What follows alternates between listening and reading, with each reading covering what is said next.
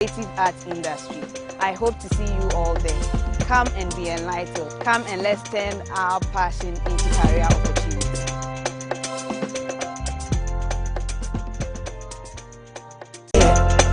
Says she's on it. Do you know you can turn your passion into career opportunity? That is why the Diocesan Youth Council has put together a program called the Career Day, which is coming up on the 27th of April 2019. We have seasoned personalities who will be talking to us on areas such as oil and gas industry, the banking and microfinance industry, the agro-business industry, and the creative arts industry. I hope to see you all there. Come and be enlightened. Come and let's turn our passion into career opportunities.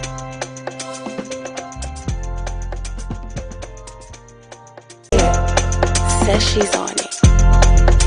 Do you know you can turn your passion into career opportunity? That is why the Diocesan Youth Council has put together a program called the Career Day, which is coming up on the 27th of April 2019. We have seasoned personalities who will be talking to us on areas such as oil and gas industry, the banking and microfinance industry, the agro-business industry, and the creative arts industry. I hope to see you all there. Come and be enlightened. Come and let's turn our passion into career opportunities.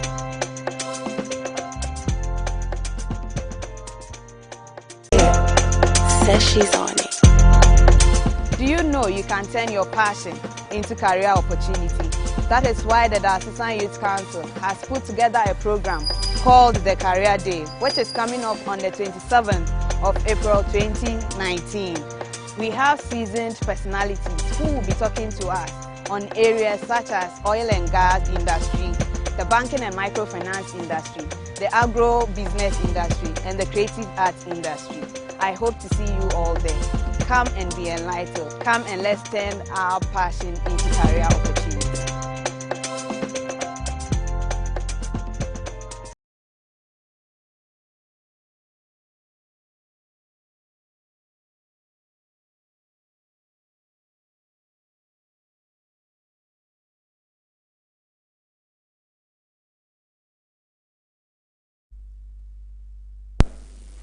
So, hello, ladies and gentlemen. Thank you very much for joining us on Sectadi Catholic TV on YouTube, and if you are watching on Facebook, is Catholic Diocese of Sekondi Takoradi. So, at the moment, we are at the Fish Hall in the St. Mary's Boys Senior High School, and it's the Career Day 2019 program that is currently ongoing. So, the program is about to begin, and we have the speakers here with us. I can see Monsignor Francis Abuakwansa. I can also see Reverend Father John Kennedy Mensah. I can see Mr. George Ohemen, one of the speakers, and a number of them here with us. We also have students from the St. Mary's Boys Senior High School also here, and we have some youth from various parishes in the diocese here with us. So the theme for today's program is turning your passion into career opportunities, and I've seen Jude, who is going to be our MC. So very soon I'm going to leave it to Jude to continue the program. So stay with us as we stream this program live from the Fish Hall in St. Mary's Boys Senior High School.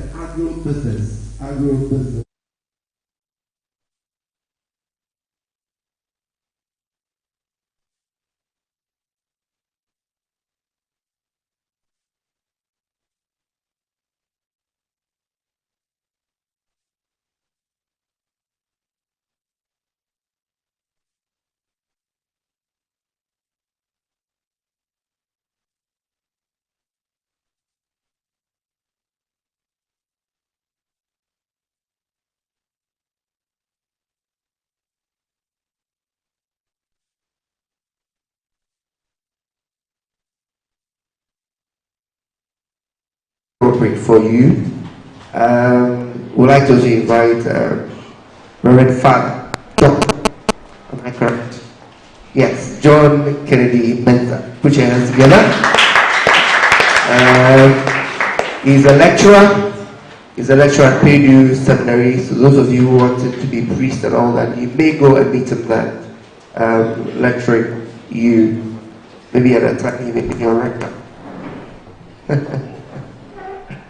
So we'd like to also invite our personalities, our business think tanks who have joined us to help us understand the various topics that I've mentioned to you. First on my list, I have Mr. George Ohiming Danso. Mr. George Ohiming Danso. Yes. He's the Managing Director for Blue Zone Global. Takrady, they are located at Nachi. And then this other personality that I want to invite you is a pensioner, but he worked with the Bank of Ghana at the Banking and Supervision Department. He's now running a consultancy business on financial risk management. His office is actually located in Accra, but you can access him all over the world because he do most of his things in the internet. So join me in welcoming Mr. Kwesi Nkrumah Pempa. Kwesi Nkrumah Pempa. We have big men. We have big men. Put your hands together, ladies and gentlemen.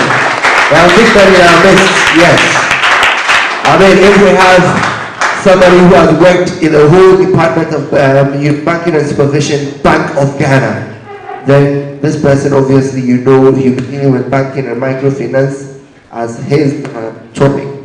We'll be joined later in the day. I will also introduce to you Mr. Francis Akopwedu. He's here to join us. He's an agric man, so he'll be doing to us the agric business. So here today we are here to talk about business. Don't think about nothing but business. Yeah? Tune your mind. Now if your mind is in somewhere, no, just tune your mind into business. Making things possible, making opportunities possible on your own, ensuring that whatever creativity, whatever intention you have and everything, just make it possible for yourself, because everything you think about is an opportunity. Everything you think about today, tomorrow, whatever time is an opportunity for you. So make good use of this opportunity. Now we need to understand how we can, turn our passion into career opportunities. How do we turn the very thing that you think about while you are in school into some opportunities in future? Okay? The government of Ghana has stopped employing people. So if you're thinking of government of Ghana employing you, then you are daydreaming.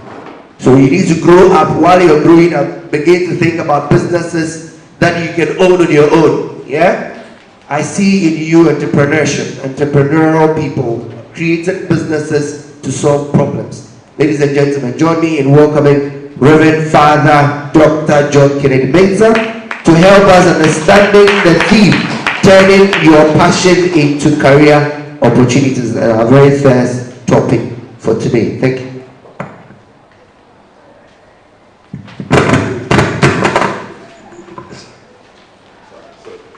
Thank you so much. First, I would like to make a short correction. Monsignor Francis Aboakwansah is the apostolic delegate. That implies that he's practically, I'll put it in brackets, Bishop of Sekiti Diocese, because he's taking charge of whatever administratively and everything which goes on in this diocese. There's no more the wicked difference. So this is it. So, my dear friends, I'm really grateful for the invitation. On the program, it stated I have only 20 minutes to talk. I might speak for only 15 minutes. I'm not going to waste much time on this. But when you take the, how do you call it, the theme says turning your passion into career opportunities. I would like to take it from 2 points of view. And one of them is basically, who am I, who a human being is. The moment we are talking about passion, there is somebody in the middle of that. A human being is there. Whatever business opportunities we have, if you want to become a priest, if you want to become a bank manager, if you want to work in the oil industry or the creative arts, there is the human being who is there. Who is that? The moment you talk about passion, we are talking about an individual person And the person has emotions and feelings. You know, Monsignor Abu Opansa taught me when I was a young guy in the seminary in Accra. I was the SRC president then. He taught me. And one of the things he said is that to become a priest, the most important thing the priest thing to do is to know who you are, the human being. And I know that it cuts across all professions. If you want to become a nurse, a medical doctor, the creative arts, no matter where you find yourself, you have to know who you are. Self-knowledge, self-awareness. Self-knowledge, self-awareness. Now, when we are talking about self-knowledge, self-awareness, what are we talking about? We are talking about knowing our emotions, our feelings, our thought patterns. These are the things who make me who I am. Now, somebody will come and ask you, who are you? I will say, oh, I am Father Kennedy. No, that's not who I am. I am made up of what? My emotions, my feelings, my thought pattern, they make me who I am. Now, within that, that is why we find the word passion. Now, I would like to use the German translation of passion to describe what passion is in English. German will call passion Leidenschaft. Monsieur knows that. Leidenschaft. So don't bother yourself about that. Leidenschaft. Leidenschaft has two basic principles in there. It has something to do with suffering and love. Love for what? For suffering. So that implies that there is something burning in me. There is a fire in me, and I love that fire. When I get to know myself, when I get to know my emotions, my feelings, my thought pattern, there is something which burns in me, and I love that. In German, when we are talking about passion, it's passion has no plan. Passion has what? No plan. It comes with your feelings and your emotions. And you know that when you are growing as a child, adolescent, you grow up big, you realize that you go through a lot of things. I remember when I was in the minor seminary, I did my O-levels, not what you do today. I did my O-levels, I had distinction, and I started having plans in my head. Even though I was in the seminary, I wanted to become a priest. I said no, I wanted to go to the university to do what? Administration, because those days, that was the power. So I was fighting a lot. I had a lot of things in my heart.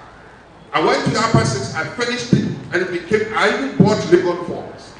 And then all of a sudden I realized that I shifted back to my what? My original passion, my original fire which I love. To be in the seminary and later on to become a priest. So for anybody, whatever occupation, whatever career you have, the most important thing for you to do is to know yourself. Know exactly what comes within you. What is that? What is boiling out in me? I remember a lot of young boys, a lot of young girls out there have a lot of wonderful things in heart. They will tell you, I want to be a medical doctor. They will tell you, I want to be a nurse. They will tell you, I want to be a manager. But at the end of the day, they will turn out doing something else. They will turn out doing something. Why? It's all because we are not following deeply enough these emotions, feelings, and thought patterns which come out of it. There's another position of it. People say that because of the economic condition of our society, you know, we are a third world country. It's not like Europe where, you know, the government pays for all of you. Even every month, the government will send the socialist state like Germany, the government will give your mom an amount of money to take care of you monthly. It's not like that. They have their things, the system is set, the structures are very good, and therefore a student can easily maneuver and get exactly what he or she wants in the future. Our system is a bit different, and because of that, there's so much fear that if somebody wants to become a medical doctor, because the person can't go there straight away, the person is restricted to one particular issue. He becomes a carpenter, he becomes an athlete, or something else.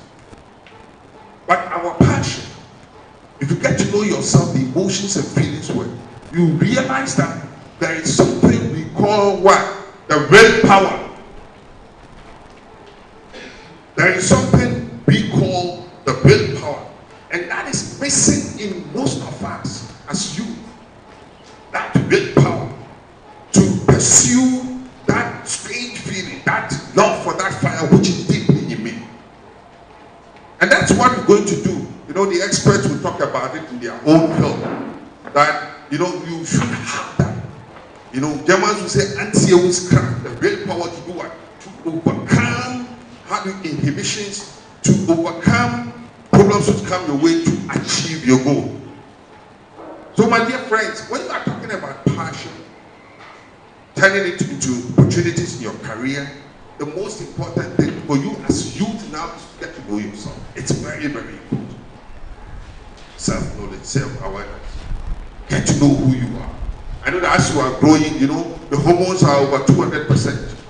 You know, we youth, you know, when you are a young guy, you do a lot of things. I did a lot of nasty things. It's part and parcel of it. It's a search for identity. I wanted to know who I am. And therefore I was doing a lot of things. It's normal in Takrady and everywhere. You understand me? But at a certain age, especially when you finish writing your examinations, maybe the WASI examination, that is why you start thinking about the fact that what is going to happen to me in the future? What is going to happen to me in the future? I have this feeling, I have this emotion, I have all these things. What can I do to turn it to be something what? Positive. And that is why today I'm happy to share with you one or two things which would help you to grow on that line. We need to ask ourselves questions. We need to ask ourselves questions about our passions, our feelings, you know, our thought pattern. You know, when I talk about thought pattern, I hope you understand the way we think. The way we think, you know, you hear people say, think big, and have wonderful dreams out there, and you become okay. You understand? The way you think. Now, the first question I would ask is that, what are some of the themes or questions which fascinate you as a young man or as a young lady, as a SHS student or university student? What are some of the questions? Which are some of the things which really baffles you? You know, today we are blessed to have the internet, how do you call it, social media, and you have a lot of information on it. And I know that you read it a lot.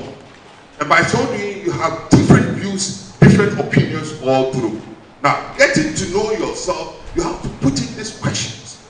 What are some of the questions, what are some of the things which help me, which fascinate me as a human being? And do I really have time?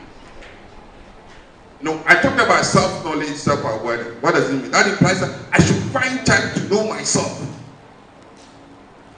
Find time to know who you are.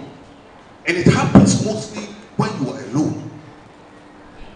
Okay? It happens mostly when the young man or the young lady is alone in the room or walking alone. You ask yourself questions about things. By getting to know that, you then get to know exactly what are some of the things, the questions which really marvels me. Find time to go into these questions.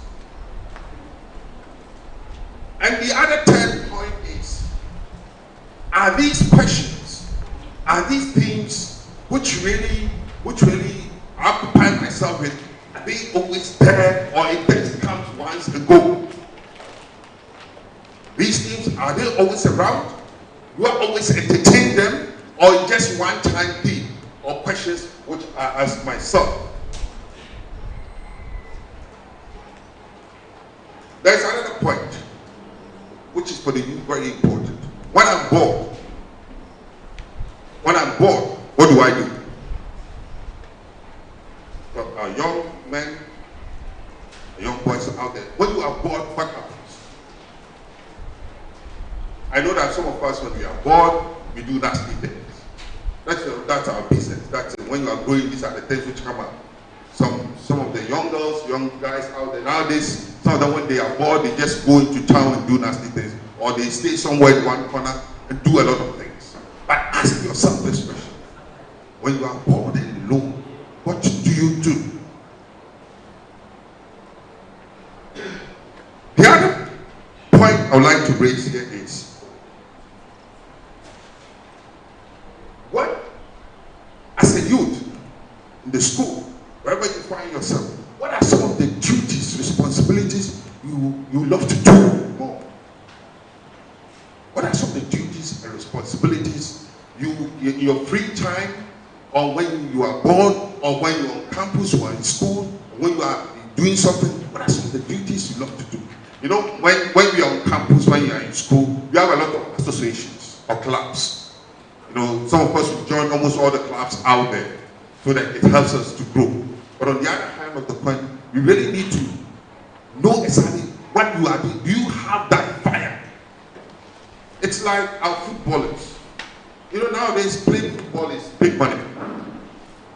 Playing football is big money. When you play well and you get some agent somewhere out there, my brother here in Nana Kumsin will let you know, and they can push you out so that, you know, you get big money. They will pay you $100,000 a week. It's possible. Now, do you really love what you are doing? When you are born, say you. Do you really love what you are doing? The last one I'll put across. You know, there is something which also influences a lot, our family. Our family and our friends. They influence the way we do things. You know, there are some of the things which you will talk to your dad or your mom, your brother or sister, they will say, oh, just forget about it, do whatever you You understand? I remember when I said I wanted to become a priest, you know, Tadi boy also fell in Roman Suffolk. It's not possible. Because they know Tadi, the area is very hot. And the area we lived in was a very, you know, dangerous area with gangster thugs, those who smoke weed and stuff like that. So people didn't believe it. You understand me? But from the family, if you have the encouragement of the family or from the friends, what happens? That is the first step. It helps you to what? To overcome. You have the real part because you know that you have the support and background of what? Your family. You understand? So these are some of the questions I would like you to reflect upon when you are listening to our dear fathers here, or who are going to give you much input into what? Passion and career. It's very important to know yourself, summarizing it, get to know who you are, self-knowledge, self-awareness. Most of us don't know ourselves. Most of us really don't know ourselves. Even though we are 80 years, 90 years, 60 years, 50 years, we don't know ourselves. And by so doing, you get to know yourself, you know exactly where your passion will lead you. And you know what? If you follow your passion with fire, if you follow your passion well, it will lead you in such a way that you would explode. Exploding means that you are going to help yourself, your family, and the whole of the world, the community.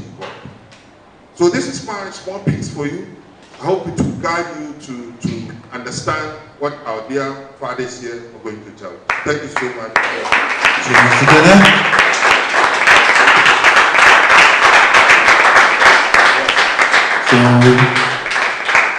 So, turning your passion into career opportunities.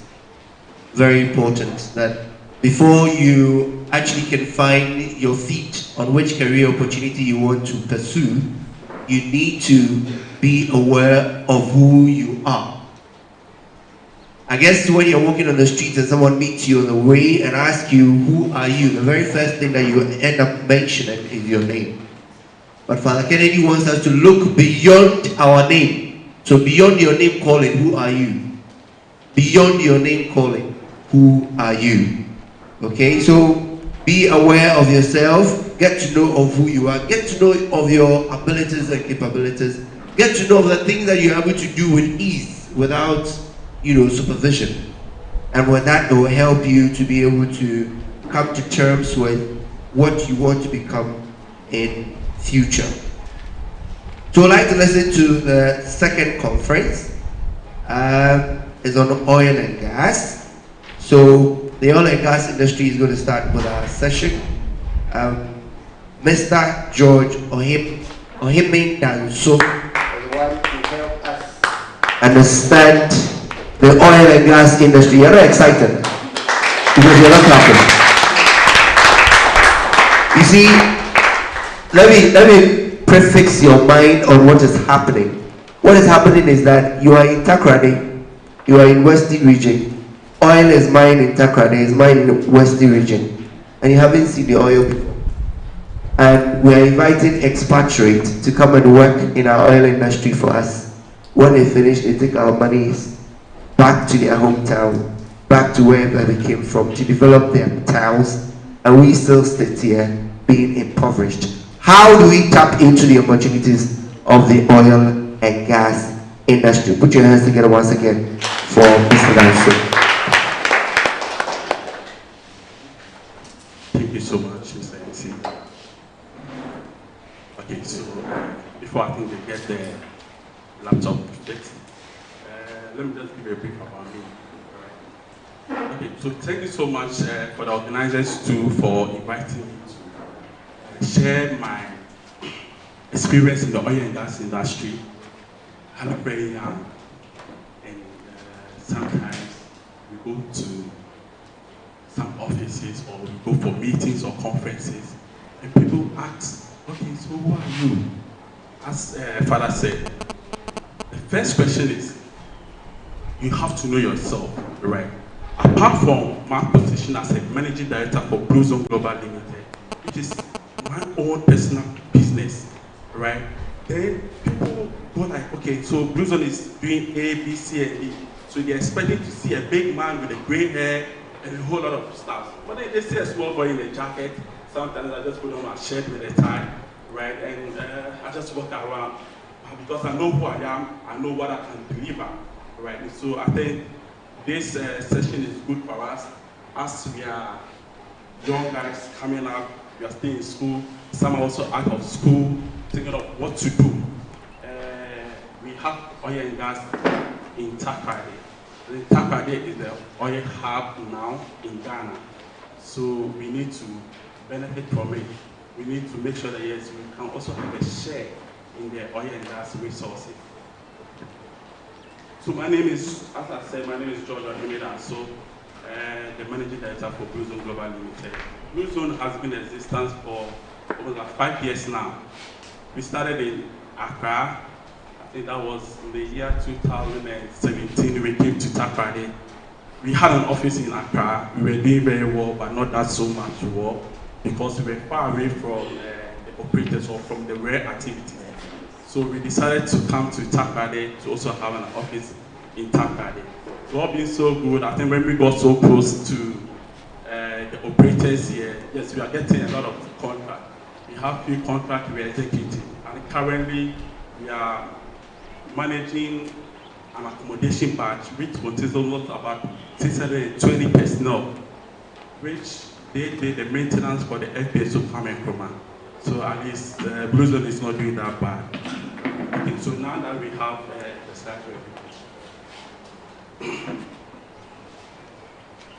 Okay, so my presentation is going to be very interactive. We will look at the oil and gas industry. What is this so popular about this oil and gas? Then we look at, okay, so what are the skills that we need to obtain for us to also get into this oil and gas industry. Then we look at the career path.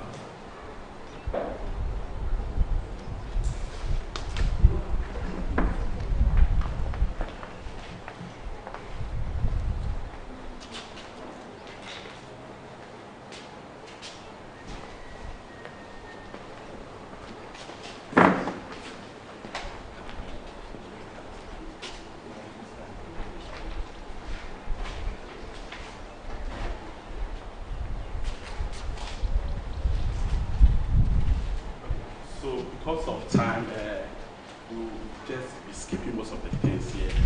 So I just wanted to have a fair idea about what happened in the oil rig first before we talk about the oil and gas industry.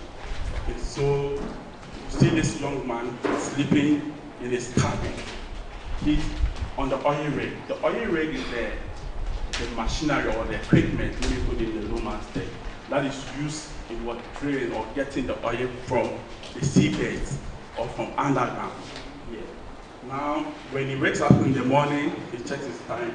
Now they work 24 hours. Nobody sleeps on the rig. Now you sleep when you are end with your shifts. So they do 8 hours on board. Some even do 12 hours here. So that should tell you that yes, if you are the guy that sleeps a lot, you are that lazy, there's no way you can work in the oil and gas industry. You need to always be active here. Now, the industry is very risky, so safety is of essence. That there's no way you can go to any of the oil and gas industry that you think that yes, you can do things just anyhow. If you are so careless, I'm sorry, that won't be your side of business. Yeah. Now, just let me see, maybe I'll give the slide back to so that. Okay. Now let's have an overview of the oil and gas industry. Now, when we talk about oil, we get this oil from debris or particles, dead particles that have been buried beneath the sea for so many years. Now, some school of thought says we get this oil and gas from dinosaurs and other things, but that is also another thing that we need to discuss. But in order for us to get this through, there's a lot of process that you need to go through first. Now, the main reason why we are here is to make sure that yes, we can turn our passion, right, into a career for us. Now, let's look at all this process here and see where we can best fit. Now, before we can get this oil, we need to do exploration. So there's this activity that yes, we need to search for the oil. Where can we find the oil? So we need to do all those surveys, magnetic, all those kind of surveys here. Before we can identify that, okay, fine, there's a jurisdiction.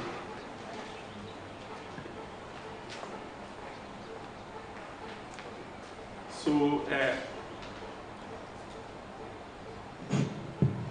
so you need to first exploit to identify where you can get this oil and gas. Yeah. Now, after the exploration, there's another process where it's called the extraction and production. Therefore, the extraction and production, we take it to the refinery, we refine it, break it down into the various components. That is where we have the petrol, the diesel, all the other gases here. Now we have the transport.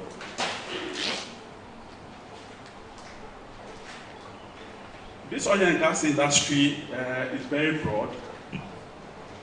It's broad in the sense that there's a lot of activities.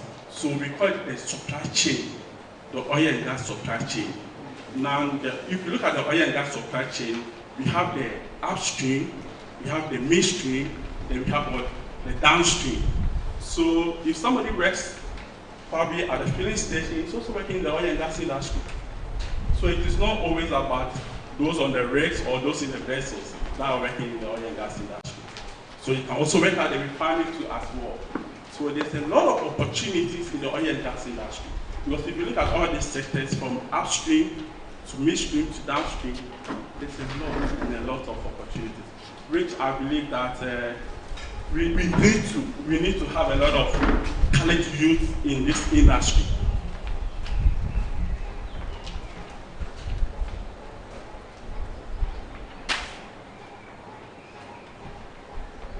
Just a few.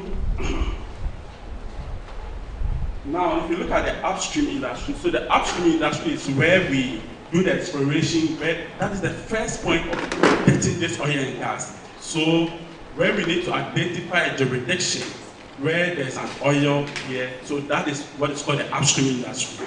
Now, the midstream is after we've been able to identify that yes, there's an oil at a particular point, right?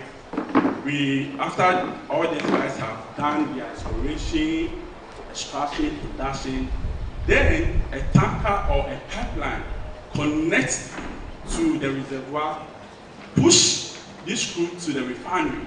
Then that is where the refinery breaks. So when it goes to the refinery, that part of it is called the midstream. Now when it moves from the refinery to the filling stations, that is what is called the downstream. So this is a fair idea of the various jurisdictions or the oil blocks. Let me put it that way. I want to come down to, so that at least we can understand some of these things. So that should tell us that there's a lot of opportunities for us in the oil and gas industry. Now, the industry is not going to end now because there are some few people who go around saying that yes, you don't need to target this oil and gas industry. Let me share a story with you. I remember very well after university, I did chemistry at KBSD. Yeah, and the reason why I did chemistry was to come out with different chemical that is not on the market. That was my passion. So right from school, right from St. Peter's, I went to St. Peter's. So right from St. Peter's, I was a science student, and I was kind of like, I want to do something different. Okay, so what is it on the market that we can, there's a lot of sicknesses here that people are saying that yes, there's no cure to it. So can we come out with something? Can we, do A, B, C, and D that is going to solve all these problems here? So that was the main reason why I went to KNUST to read chemistry. Now, after I left KNUST, I think that was the beginning of this oil and gas industry in Ghana. And people started talking about this oil and gas industry. So I started reading about it. So what is this so-called oil and gas industry? So, okay, so as a chemist, what can I also do in the oil and gas industry? So I identified a career there where I can become a mud logger. Now, mud logger means that you manufacture the fluid that is used in what? In drilling. So that was my idea. So I had a few friends. We started working around this thing. But at the point, I told this guy that you know what, this thing is not easy. Because most of the videos we watch, most of the things we read, we need to set up a big lab. We need to have a big lab. So that means we need to start applying for jobs in this big company. So then Italo was already in the system. So Italo was doing it. But then with the information we gathered, we got to know that all the mud loggers were experts. White man, no black man. That should tell that yes, they didn't even believe in us. They didn't even believe in the black man. They thought that yes, it's always the white. And it is still there. Right? So at the point, I told this guy that, okay, you know what, let's go back to school.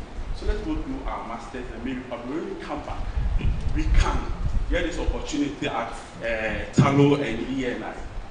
Funny enough, I went to read MBA Oil and Gas Management from Coventry. I came back from school, I was looking for a job. So I wrote to the Ministry of Energy and Petroleum. So the Ministry of Energy and Petroleum was then formulating this local content policy.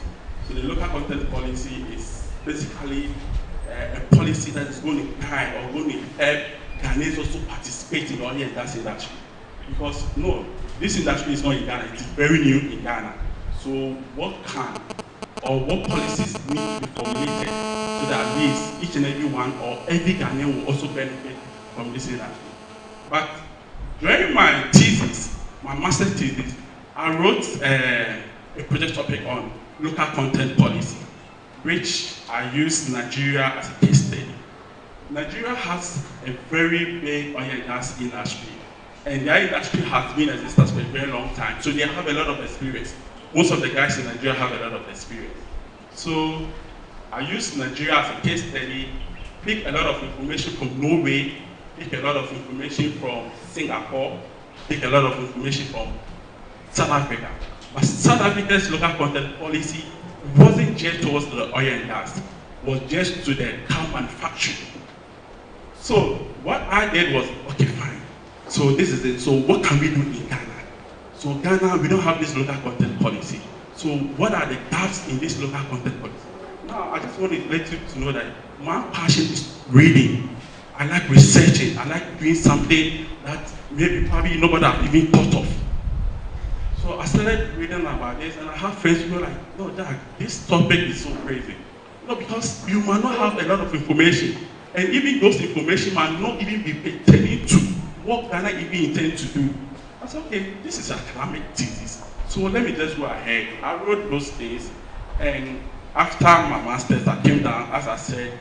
So when I went to the Ministry of Energy, the director then, that was Dr. Frimpong, Director for Petroleum. I said, okay, so George, this is Ministry of Energy. We don't employ. It's the government who brings people. So if you want to be, if you want to work here, now just write to the government, let the government post you here. But what's really happening? So then we've had our seniors who have written to the government and they are still home. People have graduated, even 5 years, so some are still home. So I started engaging this man, we started talking. So the George is so bad, So he later on asked me, okay, so what do you think you can do? So say, I wrote my project in blah, blah, blah, and per my research, I got to know that the Ministry of Energy wants to also start coming out with a local content policy. So I said, yeah, it's true. That is true. But do you have any knowledge about it? I said, yes, sir. It's okay, so tell me. So I started rattling, giving you all the gaps in the industry. That what are the best practices that if Ghana should do, they're also going to benefit from it. Like, oh, wow, okay. But we can add you to the project team, but then there's no way we're going to pay you. A young graduate from school. my bank account was basically zero, right? So thinking I'm going to get a job that, yes, I'll be well paid. And this one said no. Then I told myself, oh, probably this might be the beginning of my life. This might be the beginning of my interest in this oil and gas industry. So I told him that, okay, sir, you know what, I want to be part of the project team. And I don't mind. He said, no, he doesn't believe it. Where do you stay? I said, I stay in Tema. So, okay, so always taking car from Tema to Accra Ministries. It's going to cost me a lot. I said, okay, my dad will pay for me, like you give me money. I said, no, you're a big guy. Yeah, you have your MBA. Why should daddy still give you money? I said, oh, I don't have money. What else can I do? I have to go back to daddy. So, okay, yeah, I want to see your dad. I want to speak to your dad. It's okay. I called my dad. My dad, I wasn't staying with my dad. So I called my dad. I told dad, okay, this is what I've done. I've gone to the ministries. I want a job with them.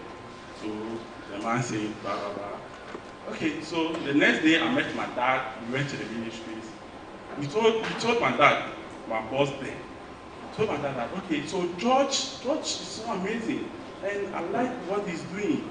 But I want to add him to our project team. But unfortunately, we are not going to pay him. We're not going to give you even a penny. But he still said that, yes, he wants to be part of the project. So my dad said, okay, fine. Yeah, if he says so, at least we can also support him. So he agreed. The next, I think, a day or two, he called, asked me that, okay, I should start work on Monday. Monday, I was reading. Because I was so curious and my passion is that I'm reading. I went to the ministry. The first day, I was so busy sitting behind the computer to be searching. Okay, so, blah, blah, blah. Ghana, what are the plans for this oil and gas industry? What are the companies who have applied for blocks? Okay, so what interest do they have? Little did I know that that was even the main agenda for the ministry. That the ministry should even do a background check of most of these companies that come to apply for oil blocks here. Now, my passion in reading, the first time, my first job I got from my boss was for me to assess a company, whether the company is credible to be given a block or to be awarded a block. And I thought even the cost in applying for a block is something else. I don't want to mention that. And so if you should reject a company, that means they're going to lose huge amount of money. And no company will come out to say that, oh, I'm not competent and I'll still pay billions of dollars to buy an application pack to apply for an oil block. Okay, so I got this application, I looked at it, I read through, I started doing my research. And I got to know that the company wasn't competent. So I wrote a long report, gave it to my boss. My boss looked at us and said, are you crazy? You want to deny these people this? I said, that is it. Because per my research, I got to know that these guys, they don't even exist. They don't even have a website. They don't even probably have an account with any of these banks that we know. So there's no way we can award them a contract.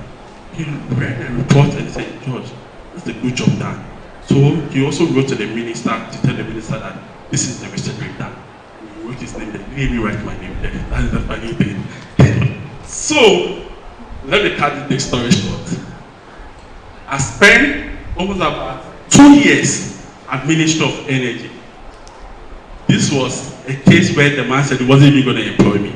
If I should tell you how much I was getting for the Ministry of Energy, I wasn't being put on paid, but I was getting certain allowances for meetings I attend. Funny enough, I joined almost about 4 committees at the ministry, and certain allowance at the ministry is 1 duty day.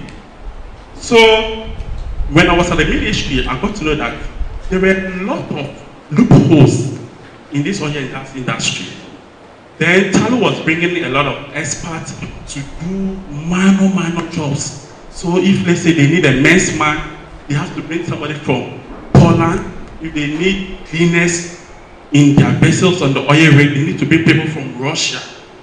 And I'm like, no, what is the essence of this local content? This is where we have to, because these are jobs that anybody on the street can do it. Anybody on the street can do it. So it's okay, fine. Then I decided to register my company and see how best we can also compete with this foreign company, because there were a lot of foreign recruitment companies in Ghana that they were bringing in experts. Anytime Ministry of Energy writes to them that, why are you bringing this person? They say, oh no, Ghanaians don't have the experience. They don't have the qualification. Do we even need experience or even qualification to clean a floor? So we registered Bluetooth. Thanks be to God, because of my experience or exposure in the oil and gas industry, I started talking to 1 or 2 people. We got some few contracts where we were asked to bring guys on board to mount scaffold, on I think that was Mex Venture, one of the Mex rig. So we were subcontractors too. Then we were subcontractors to rig work. That was the first contract we got. We saw that yes, things were okay, small. Then I got to meet the marine superintendent for Mex really. I told him that, boss, no, Bluetooth can do some of this job, because some of the jobs are given to this expert and it costs Mex a lot. So why don't we bring guys like Ghanaians on board to come and do some of this job? No, they don't have the qualification. They don't have this. No, these guys, they have it. So I'll prove to you that yes. So we went to Regional Maritime. We got a few of the marine engineers from there. Then we started working. Thanks be to God. You know, when we came to Takoradi, let me share this experience with you. When we came to Takoradi, when we set up our office in Takoradi, the first contract we got was for us to maintain a drilling vessel from US. The vessel was supposed to work for Chevron in Nigeria. So they passed through the waters of Ghana, do a 1-week maintenance, and move back to Nigeria for the project. Now, when they got here, we were contacted by their agents, and they said, okay, Joy, do you have riggers? Do you have welders? Do you have this? Do you have that? They said, yes, we can get them. Okay, do they have the certificates? Yes, they have all the certificates. Okay, so let them come. Let's meet at the naval base. I gathered the guys, got all their certificates. Then we moved. When we got there, funny enough, the captain of the vessel thought our guys were no good. But after 1 week, they got to know that these guys were amazing. And they called the contract owner that, you know what, we need to maintain our vessel. The vessel is not coming now. So give us some time, let's finish maintaining the vessel, because we don't want a situation whereby when we come to the project site, the vessel will break down and we won't be able to continue with the project. So the contract owner said, okay, good, do the job. We spent almost a year in maintaining this vessel. And the guys we use marine engineers and guys from Kokompe. The reason why I'm saying this is, the oil and gas industry is so big to the extent that anything that you do, anything you can do and do it very well, you can get opportunity to enter into the oil and gas industry. I don't think those guys who we got them from Kokompe, they never ever been thought they were going to work in the oil and gas industry. but they believe in themselves. We got them, we asked them that go do A, B, C, and D certificates, right?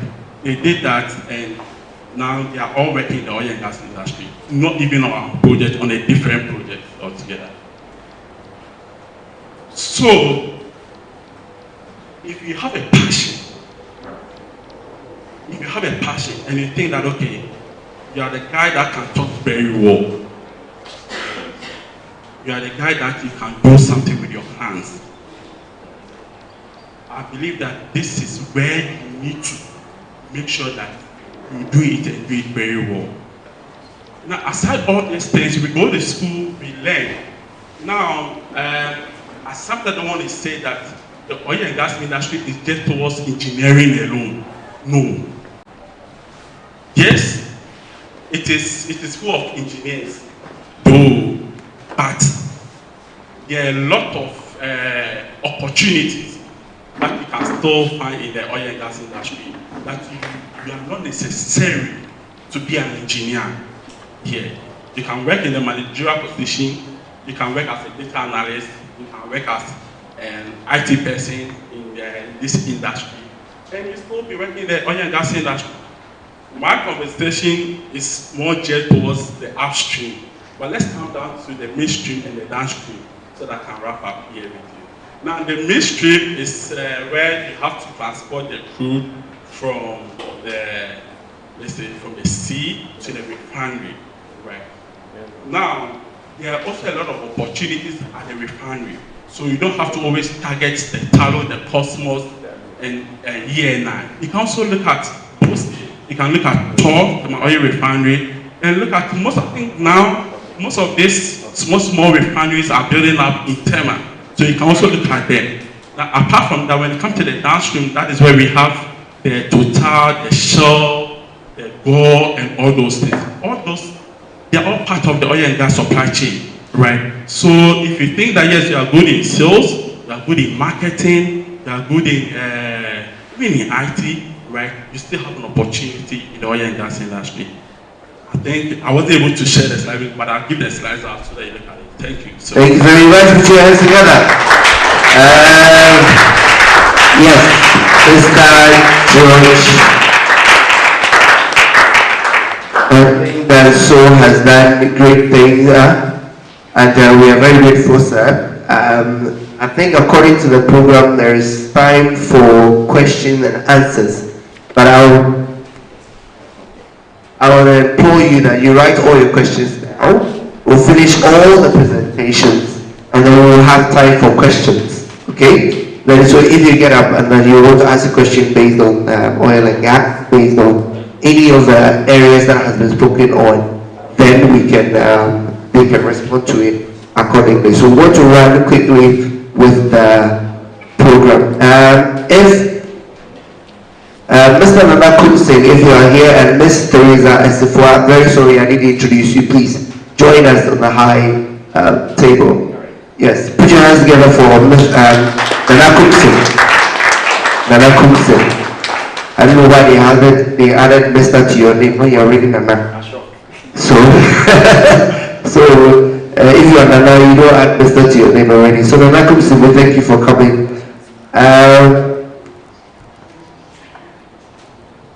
We would like to listen to the third presentation. And Ms. Ara, please, can I see you?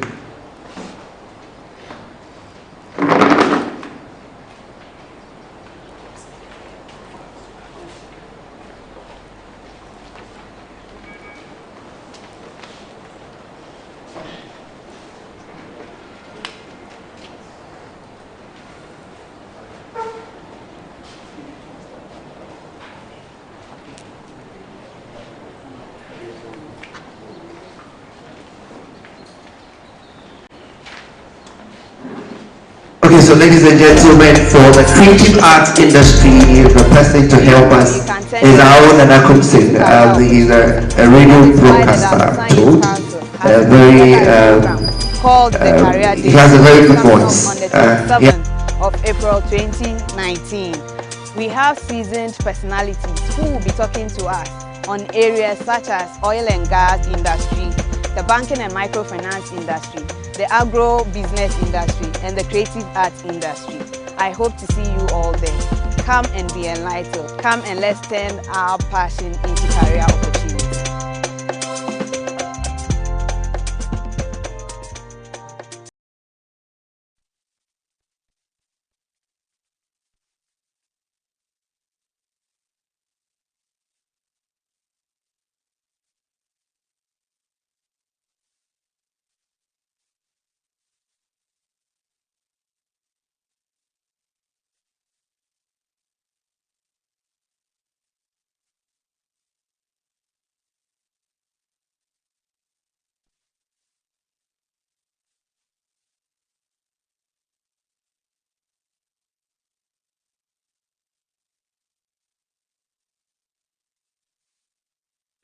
I'm a broadcaster, I'm a blogger, and what else? I do a lot of things.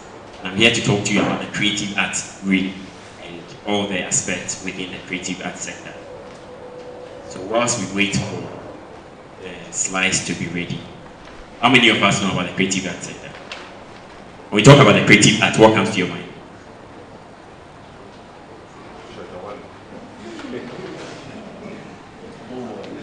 What comes to your mind when we mention the creative art? People like artists, musicians, thinkers, songwriters, designers. Solid. Any other? Student? Okay. But you know Shatawale? You know Sarkodie? You know Buti Kenyatta? So why are you quiet? I'm just surprised you are not talking. This should really be something that will be very engaging. So I'm here to really talk about turning your passion into a career. And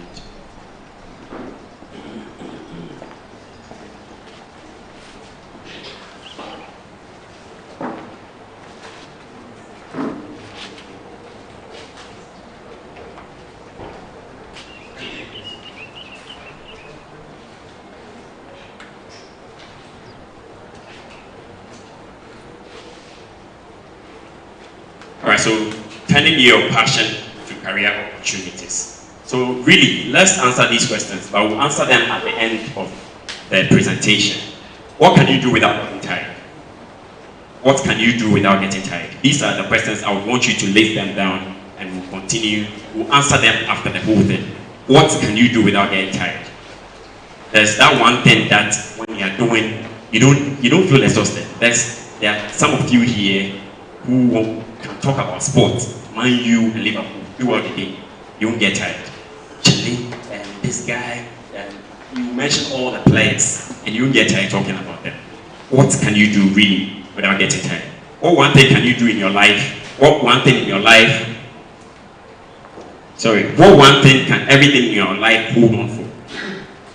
That when you're doing it, every other thing can hold on for. Because I'm doing this. This is where my attention is. I don't want to pay attention to any other thing. What's one thing? And again, what can you do effortlessly? There's that one thing that you can do without any help. There are some of you could even paint before subscribing to the visual arts class. Some of you could really draw very well. Some of you could speak very well without taking any other course in public speaking or journalism or whatever course or any profession that involved talking or public speaking.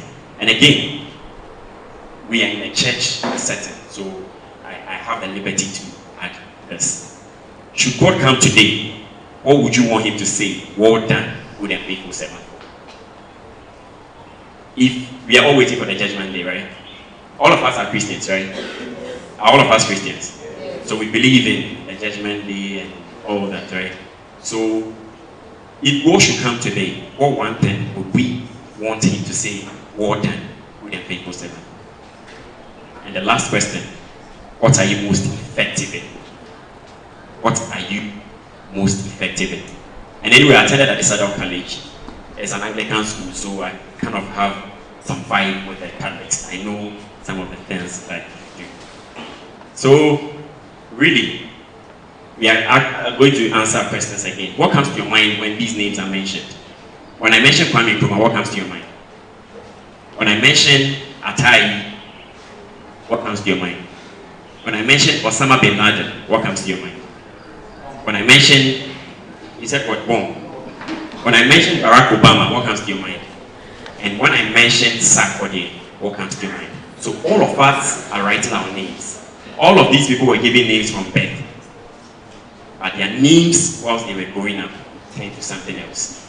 When I mentioned Osama bin Laden, you said what, bomb? But I don't think that was even the thought or the grooming that the parents gave to him. When I mentioned Barack Obama, what comes to your mind? When I mention Sarkozy, what comes to your mind? What comes to your mind?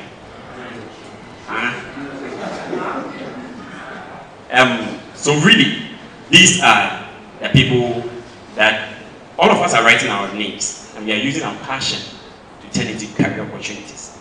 So in doing so, we are writing our names. What comes to your mind really when these names are mentioned? Again, all of us are wired in different ways. There's this acronym called SHAPE. And with SHAPE, we all have a spiritual gift. All of us, we have spiritual gifts. All of us have spiritual gifts. So the SHAPE, these are the SHAPE. And all of us have spiritual giftings. So what is your spiritual gift? It could be your talent. What is your talent? Some of you can paint effortlessly. So it goes back to answer the questions that we asked initially. What are your spiritual giftings? So a lot of you have talent. What are you talented in? And the H is heart. What do you have strong passion for? What do you have? So you hear some people say, this guy has heart for football. What is your heart? What do you have strong passion for? So the S is spiritual gifting. The H is heart. So it could be that some people have strong passion for children, some have strong passion for benevolence, some for parties and events. So how can you turn all these things into career opportunities? What is your heart? What are you passionate about? And the A is abilities. What can you do with little or no effort? So the S is spiritual gifting, the H is heart, A is your abilities. What can you do with little or no effort? So it could be public speaking. One of my abilities is public speaking. It could be public speaking. That is what you have heart for, your abilities in, and some in writing and all that. And the P is personality. What is your personality? Are you an introvert or extrovert? There are some people, they don't like to mingle, antisocial, like you say, you be antisocial. Or there are people extroverts. So even in turning your passion into career opportunities, these are the things you have to really pay attention to. Again, because you cannot be an introvert and want to be a public speaker. Those introverts, it doesn't work. There are some jobs and your personality which doesn't match. So you have to know your personality, whether you're an introvert, extrovert, to know how you are wired. Are you controlled? Are you spontaneous? They are controlled people, they think about things before they do it. They think about the result. Come to speak here, how is it going to go? Are they going to understand? I am going to paint St. Mary's. Am I going to finish? But they're spontaneous, they don't care about the result. All they want is the process. They are going in to do it. So they are more concerned. So these are the things you have to also pay attention to. And your experiences. So we are talking about the E in SHAPE. The experiences will be your special qualifications. So I have a bachelor's degree in political science and history from the University of Ghana. I have a master's degree from the Robert Gordon University in the United Kingdom in corporate social responsibility and energy. So these are my experiences. I've worked in the journalism, I've worked in the public relations department. So these are my experiences. What are your experiences? So this is the SHAPE, really. So in turning your career opportunities into, turning your passion into career opportunities, you have to pay attention to your SHAPE, how you are wired. It's very important. Again, what I've turned my SHAPE into. So I'm coming to what I have done. I have two talents. My two talents are ability to explain things to the minutest detail. I think I was born a teacher. How to explain things to people for you to understand at the very minutest level. That is my SHAPE. That is how I was wired. And again, inspiring people. These are my two talents. So what I've been able to turn them into. I'm the public relations officer for Kofi Kinata. You know Kofi Kinata? Do you know Kofi Kinata? You know him. So I'm the public relations officer for Kofi Kinata, and really what I do is I project Kofi Kinata the way you should see him. So you like his songs, the Mon Belede, the Confession and all that. It's conscious effort to let you see him that way. Kofi is dearly loved, that party boy anywhere he goes. It's conscious effort. And the public relations officer really crafted for you to see him that way. So that is really what I have turned my passion into my shape also. And the Mandela Washington Fellows Association of Ghana will come to that. I'm the public relations officer for Western Music Awards. Have you heard about the Western Music Awards? You've heard about it. So I do the public relations for Western Music Awards. They are coming out with this date. They are doing this. I have to go on air to explain. So from here, I have about 2 interviews, radio interviews before the day ends about the Western Music Awards. So that is really what I have turned into. And again, Westside Legacy is an umbrella for the youth talent in Sekenita Credit. Have you heard about Westside Legacy? You hear them mention it in songs, right? So I am the public relations officer for that. And Team Sarkodie, so the fan base group of Sarkodie, I handle their publicity as well. So you go online and social media, what we post and pictures we post, all of them, they are conscious. So you be there, hey, Saki, the rap, but it is conscious to make you see it that way. We position that brand for you to see it that way. And Paulino Joe, and I don't only do in the creative art sector, with the NGOs, Wanetico Foundation, Living Free to Live, and I preach in church as well. I preach in church. I told you one of my talents is explaining to the minutest level, and I use that to preach in church. Because I believe in being fruitful and multiply, and a spirit of dominion which God has given to all of us. So I really use that in every aspect that I find myself in. And again, I have this annual head talk with BEC candidates. It's called Yes We Can. So we tour the BEC candidates in schools around Sekenita Credit, and we inspire them. So we tell them yes you can and all that. So we go to that. I am a mentor and coach back beginning the year right summit, and I MC events as well. So these are how I've been able to really channel my passion into career opportunities. When I was growing up, one thing I heard was you won't become rich, you work for somebody. All the multi-millionaires and billionaires work for themselves. They don't work for anybody. So I grew up with that mentality. I want to work for myself, really. And I'm a journalist for 233times.com. I write for the Chronicle newspaper. And I have an online TV channel called Extensive Chats with NKC, where we project real stories. We inspire people and tell real stories. So that is really it. So the Yes We Can story, we were talking about passion, and Reverend Father Francis Kennedy said something about your burning desire. So in 2016, when I woke up to the BEC result of Sekenita Credit, I got angry. And mind you, channel your anger to the right things. I got angry seeing the BEC result. And of 181 basic schools in Sekenita Credit Metropolis, only 43 schools were 100%. And 181, only 43 were 100%. And out of them, 7,702 candidates wrote the 2016 BEC grading, and 12 students got 10 ones. That was even 9 ones. 12 students out of 7,702 candidates. So I was wondering, wow, we live in a region where we brag about where the best come from. We talk about the best come from the West. Have you heard it before? And if you're talking about the best comes from the West, the best is the superlative of good and better. So if you're talking about the best come from the West, we have to really aspire and do better than all the regions. So seeing this really got me angry. And I started with a Yes We Can talk. So can we go to the next one? So what the plan I had was I convened popular personalities in Sekenita Credit, the oil and gas, the media, the academia. So we come to the BEC candidates and we tell them, yes, you can. We use our stories to inspire them. So using my story, as a young Christian, I went to Isadora College and telling them that, yes, we can. So if I'm able to do it, why can't you do it?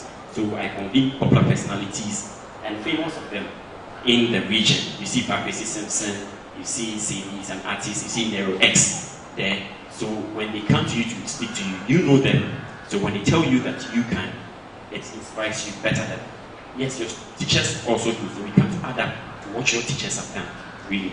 And we spoke on selected topics to boost the examination confidence. Because we also found out that one of the main reasons why they weren't doing well was that they had examination fright. This is the first external exams of most Ghanaian students. Or is there anybody who wrote external exams aside BC? It's the first external exam. It comes with some level of fright. And I always share with them that since class 6, it's always been my dream to attend Adesadao College. So when I was going to write BC, I went with fright. Am I going to attend Adesadao College? So fright is normal, but fear doesn't exist. So I go to tell them all these things for them to know it's possible. So we scored 20 JHS and spoke to over 1,000 BC candidates. And that is what we did, really. And we have a success story, yes. And in 2017, 1,021 candidates were spoken to. And across that, we spoke from 9th May to 21st May 2017. And among the 10 public GHS we visited, 7 of them were in the top 10 performers. They weren't hitherto, they weren't in the top 10 performers. But going there and telling them, yes, you can, coupled with what their teachers have taught them, they were inspired. I have a video of one guy who attended Adesadao College. I was speaking to him. He had the courage that he wants to attend Adesadao College. I went there and he was in Adesadao College in my dorm, sleeping on the bed I slept when I was in home. So these are success stories. In 2008, we went to 26 GHS, and amongst them, 17 of them were their first choice schools. So this is where we turn our passion into career opportunities and also impacting society positively. An extensive chat also. Who knows about the Fija-Effiam Kwanta road? Who knows about that road? Have you used that road? This road has been deserted for over 10 years. And I worked with Sky Power FM before I traveled to the UK. I had reported it 4 times before. So when I came from America on the program, I will share with you. And I was still seeing this road and I was angry about it. That's what I'm telling you, channel your anger to the right things. So I was angry about it, and knowing that I have friends in the media, in Accra, in Takoradi, whom I can speak to for us to make something possible. We threatened a demonstration. I don't know if you heard about the demonstration on the Fija-Effiam Kwanta road. And that was the nature of the road. And if you use that recently, that's the nature of the road. So we were angry. We threatened demonstration. We went on radio to threaten them that they are giving them 2 weeks to do something. They are not able to. And we went to cover. Before then, we had done I have an online TV show called Extensive Chat with NKs. So what we did was, we went to interview the drivers there who used the route. So they told us everything there.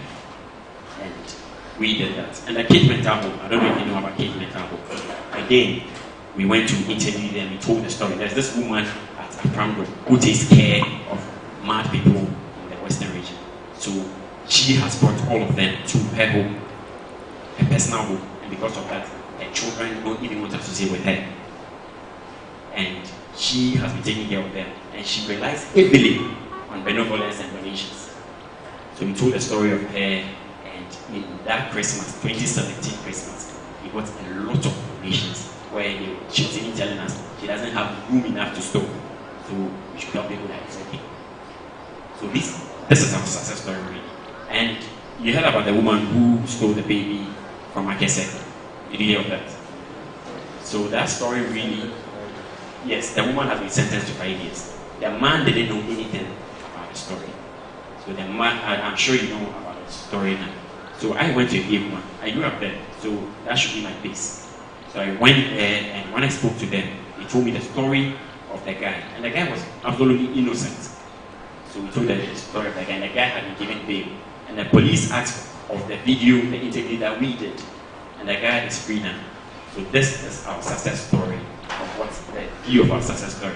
And I do without chopping as well. I know I have Viginata, I have Nero X, I have the umbrella group where the talent in the Western region is. So if I want to embark on donation, why should I struggle? Because really, Viginata has about 30,000 likes on Facebook. Nero X. So I use them. We post everything on their social media. They help to spread it. And we do everything that we do. And we've been awarded at the 40th anniversary of the Twin Cities Special School in York. And these are some of the things we do.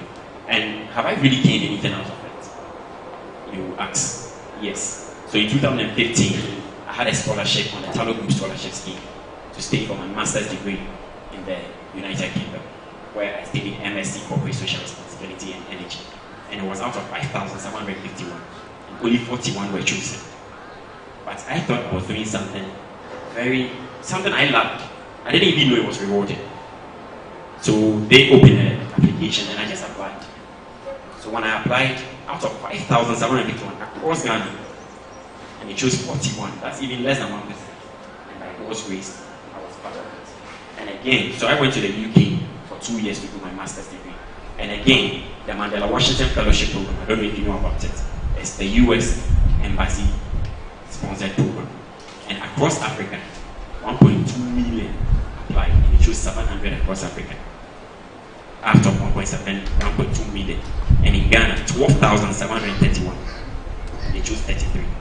And again, because of what we do, the little things that we do, we have been part of it. And through this, I've had amazing networks with people like the American Embassy. That's the first picture. That's the gender minister, Mrs. Cynthia Morrison, where I was at her office last 2 weeks. And we were discussing about it. 3 kidnapped girls in secondary already. Because of how we have been following the story. She wanted to know how we could help, how far we could report. And she called me at her office. And I've met President Mahama, I've met some key people because of the little things that we do. So really, what I'll leave you with, because it's a church setting, I am really hopeful that this is it. There's Habakkuk, there's a scripture in Habakkuk 2 verse 2. When you go read it, it says, write the vision, make it plain on tablet, so he may run who reads it. If I'm to read your plan, am I going to run? Have you written a plan? Have you written a vision already? And some few years ago, I was at Addis-Ababa College, where I was in your shoes. And when I was about to write Wasi, I had a best friend who asked me, what are you going to do at this week? I didn't have a plan. So we used one prep to write everything we wanted to do. So everything I'm doing really was planned since Addis-Ababa College. Except the Mandela Washington Fellowship, where I went for the US program. I knew I wouldn't do a master's in Ghana. It was part of my plan. I didn't know how, but I knew I would. There was a plan. So this really goes back to really inspire me more. That Habakkuk 2 verse 2 says, and the Lord answered me and said, write the vision, make it plain on tablet, so that he may run who reads it. So from now, if you don't have any life plan, please go back, write the first 20 years, the next 20 years of your life, how you want it to be. A dream should scare you to always want to make it work. And it should be in line with your shape. That's your spiritual gifting, your heart, your abilities, your personalities, and your experiences. These should really inspire you. And Genesis 1 verse 1, there's another one I'll leave you with. It says, in the beginning, God created heaven and earth. Do you know creation is working? Are you aware? So that was even how God was introduced to us in the Bible. That in the beginning, God created heaven and earth. So there is reward in hard work. I always say that if I were given the opportunity to write the Bible, I would have given God fans, everlasting, the powerful, almighty. But the Bible introduced God to us as a hard-working God, because in the beginning, God created heaven and earth. So he was created. He was in the realms of hard working. So hard work really pays. That was how God was introduced to us. And another one, Luke 8 verse 16. It says, no one lights a lamp and hides it in a clay jar or puts it under a bed. Instead, they put it on a stand so that those who come in see the light. Because of our lives, people should come closer to God. People should be Catholics because of your life. People should be Catholic because of your life.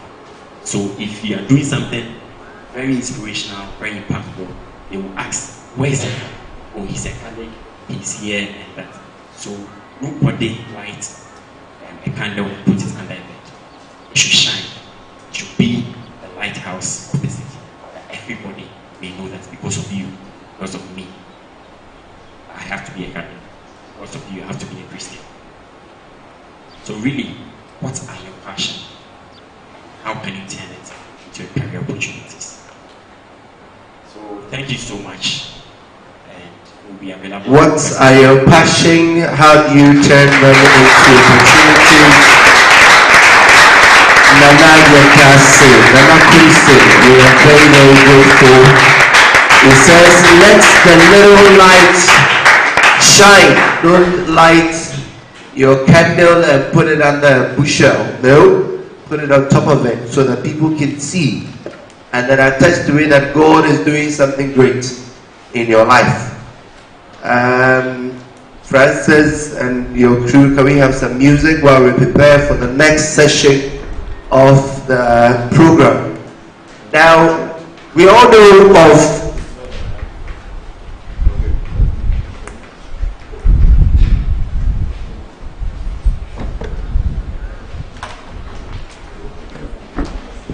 Alright, so Monsignor will have some few words to say. He wants to ask permission to leave of us. So, Monsignor, you're most welcome. Put your hands together for Monsignor Francis Abua Hanson.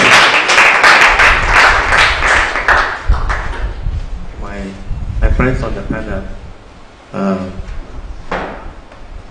I thought this was going to be one of those things that we just do. The more we get into it, the more I realize how important this day is, not only for us on the panel, but also more especially for you. And I must express some dismay and some disappointment at the attendance. It needs to be said. And I say this not to add to the frustration of the organizers, because I know they have worked so hard, especially Miss Hughes, who is the youth coordinator in the diocese. Just during the week, I was having a chat with her, and I was wondering, what she really does. And when she mentioned this program, I was quite excited, and I wanted to know exactly how it will pan out. I have to be in Tapa now or for a funeral, but I thought I would shelve it, or I will push it a little bit down the road until I've had a feel of this morning's program. I'd like to express my appreciation to the youth office for putting this together. And I think it is not for nothing that we have them, the youth office working with the Office of Communication, because whatever is being done now is also happily being recorded, and therefore, even though the participants are few, will have the benefit of the power, the magic of communication to spread the word. But for you, my dear friends who are gathered here this morning, I just want to encourage you to learn a lot of things from what the panelists are sharing with you this morning. I was particularly touched by Father Kennedy and the way he came out with the self-awareness theme. And I wish that we would do that more often. I always say that in Ghana, we are not interested in self-awareness, because wake up in the morning, and then in the afternoon, and the evening, what do you see, what do you hear? There is too much noise pollution around the place. Noise, noise, noise. Especially even those early in the morning. People say they are preaching the word of God, and they are lambasting people. They are making noise. Especially if there's a death or a bereavement going on. There's too much. And if there's so much noise, how do you listen to the internal voice, which brings, good messages and which brings good inspiration to you. We have carried it all out, and we have just allowed ourselves to roll in the mud of noise. So don't be afraid of silence. You understand? It is in silence that you rediscover yourself. It is in silence that what Father Kennedy told us about. You just come around to appreciate exactly what it is and what you want to do. The last speaker has just dared you. In the next 10, 20 years, what are your plans? Did you ever even ask yourself that question? There are more benefits. That's what we know. But these are the things that we have to take seriously. I mean, we are students, for crying out loud. We are students. And a student's job is to study, is to find out, is to be innovative, is to be creative. But do we do that? Every time, noise. And the real things that matter in life, sometimes we are afraid of. The second speaker told us so much about, when I hear about the oil and gas industry, it looks so far away. But he broke it down to us so that we know that we are just the people who are needed in our own day and age to carry on this thing. How do we have a resource like that? And all that we do is expect the outsiders to come. But they are ready, of course, to come. And then capture it all. And then we sit with our hands within our living back and look on. Because we think gas is such a high, it's something that we can't even encompass. That's because we don't stop to think. We don't stop to assess our own resources. It's something out there for somebody else. But they can't take the resource out and they leave the pollution with us. The fishermen can't fish anymore because, the activity there has driven either the fish away or it's beyond the scope of our fisher people. So we go in poverty and lament. And even the simple menial jobs, we can't bring ourselves to fulfill. These are all challenging things for us, you understand? And we have to think again. I'm sorry that most of the participants are seminarians, and of course your scope of vision is different. But it's also yours, because you have to be the people who illuminate the world, who illumine people and bring, you are supposed to be the prophets of the time. He just quoted you, Habakkuk. It's a prophet. We have to know what's going on around us. And if we are rather allowing the world to lead us by the nose, how do we shine the light? So it's also your task. It's our task. It's my task. So don't take life easy. As if just to sleep, wake up, eat, and then go to the classroom and hear somebody else. It's all that there is to life. Ask yourself, what is the impact that I also have to make on the life that is given me by God? Knowing that you'll be accountable for that life. Very often we forget about the accountability. And therefore we live our lives like anyhow. But you have got the opportunities which, you must again seize. When opportunities come your way, you have to seize the opportunity. And then make something out of that. Because that is what exactly makes you unique. Everybody has a unique experience. And unless you know that and indeed think about that and try to impress the world, your communities with your uniqueness, you have failed utterly in life. You may have eaten a whole cow every day. You may have done all kinds of fun things, but you have failed if you can't impress something on the society, on the community that you belong. And that means silently listening, opening your eyes to the world around you, and transforming those things that you call the passion and all that to reality. I thank Ms. Hughes and the Youth Office for this rare opportunity to organize a seminar like this. As I said, it's a bit of a shame that our parishes can't see or capture the vision, and that so many of our young people who should be here today and listening to all this perhaps are just lingering around empty, hungry, listless, not knowing exactly what even to do with their lives. Whereas here is the money. Whereas here is the life. Whereas here is what indeed will drive us and make us not only develop ourselves, but develop our communities, develop our church, develop our country. Take something out of this and don't let it just pass by. But make sure that as you leave these walls after the seminar, you would have gone back and said, I have learned something today. I thank the panel, I thank the resource person for what they are giving us this morning. Thank you very much. Thank you very much. Put your hands together. Put your hands together. And that's well said, in respect of making sure you're putting something down for this program. I don't see a lot of you writing.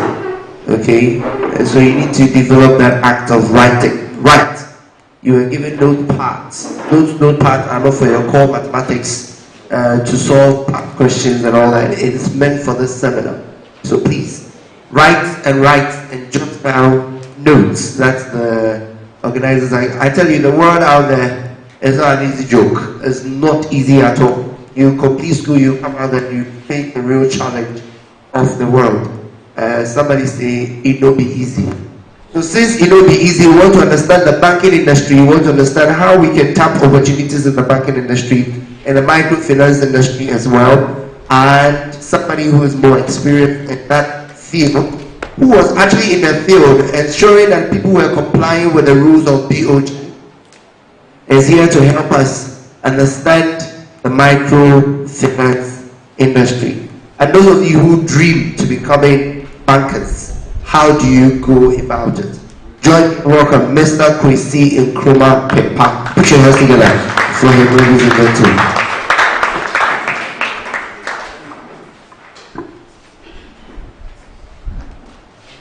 Good afternoon. I'm going to look at the banking and microfinance area. The earlier speakers have spoken a lot about passion and career output. He started from that angle. Started from passion for the career output. But my approach is going to be a bit different. Because the topic I was giving was just come and lecture on the career opportunities in banking. I believe it's the same thing as the other gentlemen have done. When you look at it that way, you may even appreciate better, because if you know the opportunities that are available in the banking industry, then you tune your passion towards those opportunities. So if you know that opportunities, the basic requirements, what you need to do, what are the various roles that you are going to play, on the basis of that, then you decide this particular job, my passion is there, I want to approach it. So we start with I just want you all know what a bank is. A bank is a licensed institution. And what they are doing there is that they mobilize funds from the surplus unit and give it to the deficit unit. You know, in Ghana or in the whole world, there are some people who have got excesses in their money. After they earn their income, they have some wages in excess of what they need. And there are other people who don't even have their income are not adequate.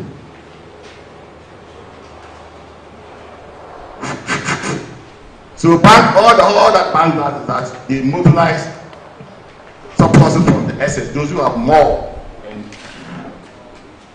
then redeploy it into the deficit. Those who want to go. In short, they take money from depositors and give it to those who need loans and earn income. Let's move on to the next one. In the banking services, you have various products and services you are aware of.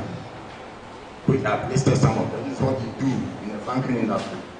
The product and services that you offer in the banking industry: cash management, treasury service, fixed deposit, treasury bills, current account, savings account, electronic banking. These are services that the banking industry offers. Let's move on. The other is where the emphasis is the career opportunities in banking and microfinance. I try to list some of the major roles that you have to play in the banking industry. So if you look at the slide, this is the role that you can find in any standard bank. If I say a standard bank, a bank that is supposed to. If I say a standard bank, and a normal bank, you have the big banks, you have the small banks, and then you have those who are medium-sized banks. So these are the rules that you can find on a medium-sized bank. We have several routes or opportunities that you can look at if you want to go into the banking industry.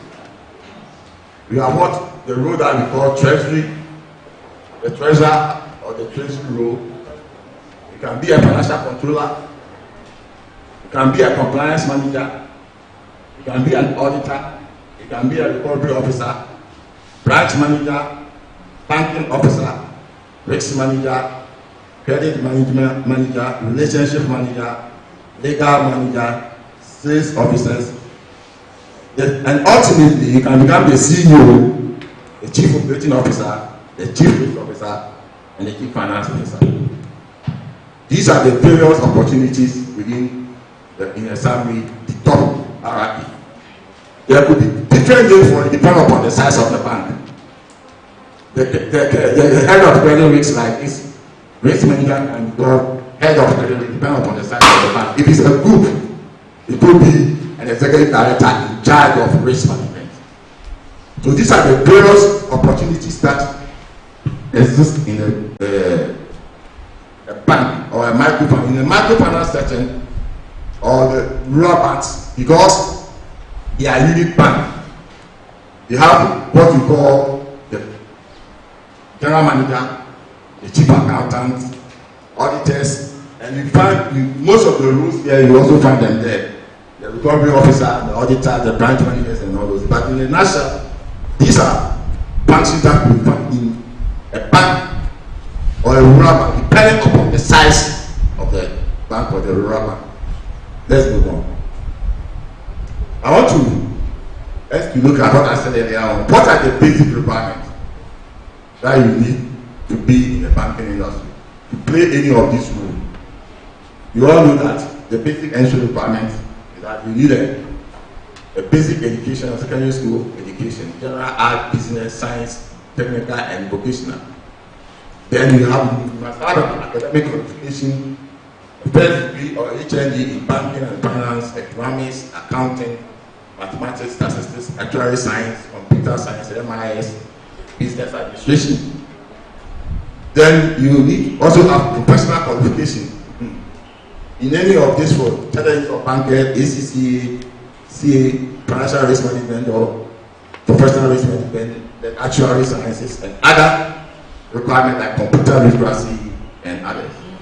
These are the minimum level entry qualification. So if you have a passion that you want to move into take a new opportunity in the banking industry, then you should be focusing on some of these courses to enhance your opportunity of becoming a banker or a microfinance manager. Let's move on to the next. What I'm going to do is to look at the various units in the department or units or departments in the bank. In a standard, I call a medium-sized bank, like let's be taking a commercial bank. It's not a group, but the group has got different departments in it. But I want to use Ghana Commercial Bank. These are the various units that you can get in a typical commercial bank. You have a corporate banking unit. You have the SME banking, retail banking, international trade, human resource, sales and marketing, credit management, risk management, treasury management, finance, legal, auditing, recovery, and compliance. There are others, IT, and all those which are omitted, but these are the typical positions. So, to let you know the opportunities there so that you build your passions and I'm going to look at some of them. Time will not allow those that are less. We have the retail banking. The retail banking is those who deal with the branch banking and personal bankers. The personal, those who can put individuals. When you say a retail banking in banking, they are the banks that do individuals, like myself, father, and those. They are the retail ones. So they normally are made up of the branches and some few people at the head office who look at the loan requirement of the retail that emanate from the branches. So we have in the retail, typical retail banking, these are the various units that you can find there. You have a branch management, customer service unit, relationship management, cash management, remittance unit, and teller and cashier in a typical retail banking. And these are the areas. These are my approaches. I just want you to know what is there and what you may be set to do. That will allow you. I will take you through some of the job that you do, so that you also know whether your person actually fits into that job. But these are the careers. You can join the place and become the head of retail banking. If it's a good bank, you become the executive director in charge of retail, Ecobank, Central, the whole of Africa and Europe, or those. You can depend on the type of, you can become the head. Then the various sectors, it could be either manager or depending upon the size of the bank. You could become a branch manager and build your career until you become a branch manager. Customer service manager, credit, board, branch, and banking officer. And these are your in addition to the minimum qualification, you need to have a continuous professional development in bank. Emphasis on accounting, banking, and financial analysis. You know, it's not only the best. There might be frank with you that nowadays even the best degree is getting out of it. People are now looking for additional, if a master's degree may be an advantage. So you need to make sure that you develop yourself whilst you are working a continuous professional development in each of these areas to fill any of these positions within the retail banking industry. The corporate banking, the same. You have international banking, institutional banking. They deal with the institutions. Commodity, energy, NGO, and it's the same format. You can be the head of corporate. You can pick any of these areas and specialize at commodity. Become a head of or in terms of commodity. The same professional qualification is also in the continuous professional education. You have to ensure that you look at those areas and develop yourself. The other attending, the bank itself will develop a career or development courses for them. But you as an individual become very competitive now. In Ghana, see a lot of people going to school the evenings. You have to ensure that continuously learn or study in these areas. SME, in the SME department, we have the medium micro enterprise, we have the medium enterprise unit, working capital unit, fixed access fund, and business development unit. And we have these careers also there. We have head of SME or depending upon the size, the directors, and so we have managers for the various areas. So we also have to, you can pitch yourself in any of these things, any of these, what do you call it, units. You have what we call the credit risk department. And in the risk department, you have the credit administration unit, the credit appraisal unit, and the credit monitoring unit. You can be the executive director in charge of credit risk or head credit risk, manager credit administration, manager credit appraisal, manager credit monitoring, and we have what we call the credit risk officers. International trade. In the international trade department, we have documentary credit unit, the documentary collection unit, we have the trade confirmation unit, and the trade advisory unit. And these are areas that you can develop expertise there and end up becoming either a manager in that area, each of the sub-units, or the overall boss. You also need the same continuous professional education because it's banking. You need an accounting, banking, information technology to become very relevant because now most of the work processes are being done with technology. So, human resource. Those who are in charge of it, these are the units. You have the competition, training and development, labor relationship and recruitment. And in that area too, these are the career opportunities there that you can look at. You can develop yourself in such a way that you become the head of human resource, manager in charge of compensation, manager. With the HR, you need a continuous professional development in human resource management. Will enhance your chance of becoming the head of HR or any of these units. Finance department.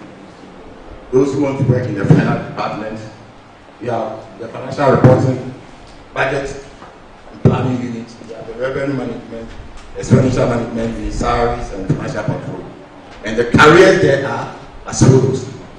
Head of finance or the chief finance officer, whatever way you call them, depend upon the bank side. You have the financial controller, you have the manager in charge of finance, and all this. The same qualification of continuous professional development is required. Treasury department, it's following almost the same pattern.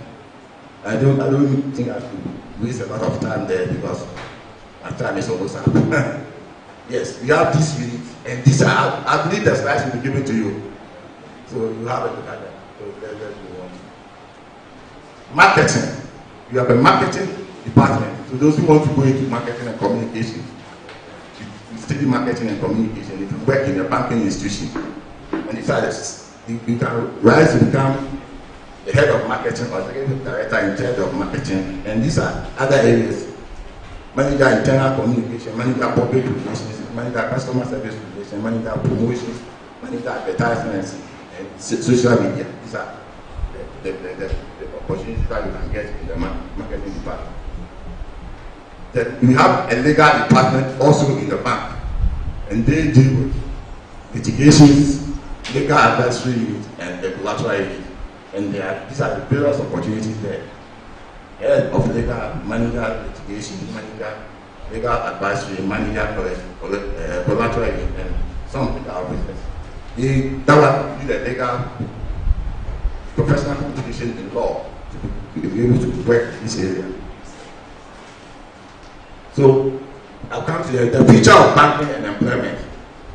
You know what is happening is that there's changing of technology evolution, intense competition, changing consumer preference, cashless society, innovation, and creativity. This is changing the future of banking and employment.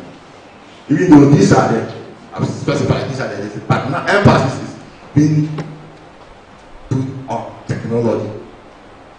Because almost all the banking processes, the time will come, I believe there will be no teller. Yeah, because they are now using ATM. You can go to some ATM now, you can deposit cash and withdraw cash. So I just want you to know that yes, even though those what we discussed at the various room, because of the change in the future of banking, gradually changing, and more emphasis is now being laid on information technology, and because the whole banking industry is being turned into, the processes are being turned into technology, and a lot of the work that we used to do at the back office, the front office, is being done using computers, electronic, what do you call it, products, and internet banking. So if you have a passion that's in that area, then our advice that you look at it, and the future will be very bright, because they will be looking for a lot of programmers, a lot of system designers, a lot of other people who are taking up the majority of the job, because almost all the processes is now being computerized. I think the other side, the duties and role, I'll because time will not allow to end it. I'll give it to the organizer. They will give it to you. Thank you very much.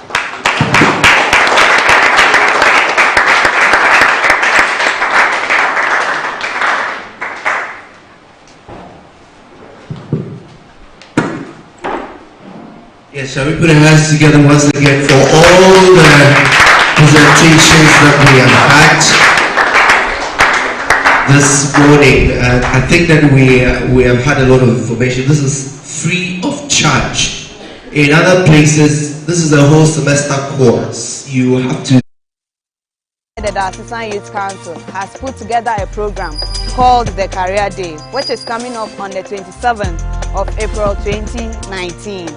We have seasoned personalities who will be talking to us on areas such as oil and gas industry, the banking and microfinance industry, the agro-business industry, and the creative arts industry. I hope to see you all there. Come and be enlightened. Come and let's turn our passion into career opportunities.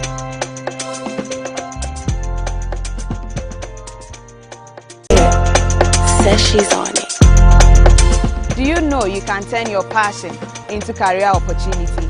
That is why the Assistant Youth Council has put together a program called the Career Day, which is coming up on the 27th of April 2019. We have seasoned personalities who will be talking to us on areas such as oil and gas industry, the banking and microfinance industry, the agro-business industry, and the creative arts industry. I hope to see you all there. Come and be enlightened. Come and let's turn our passion into career opportunities.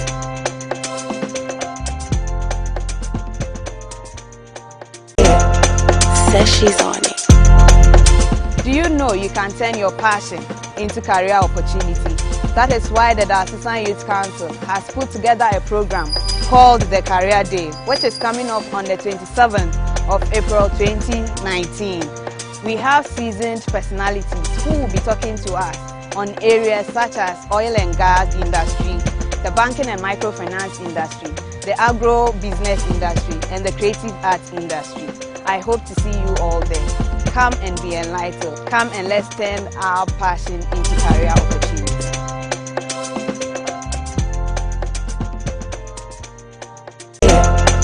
Says she's on it.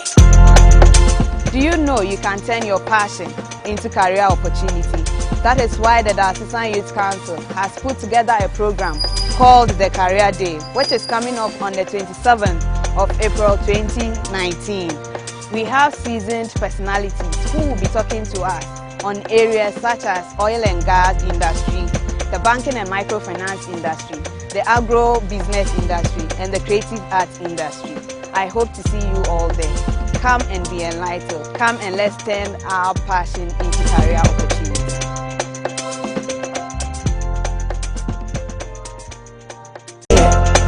Says she's on it. Do you know you can turn your passion into career opportunity? That is why the Assistant Youth Council has put together a program called the Career Day, which is coming up on the 27th of April 2019. We have seasoned personalities who will be talking to us on areas such as oil and gas industry, the banking and microfinance industry, the agro-business industry, and the creative arts industry. I hope to see you all there. Come and be enlightened. Come and let's turn our passion into career opportunities.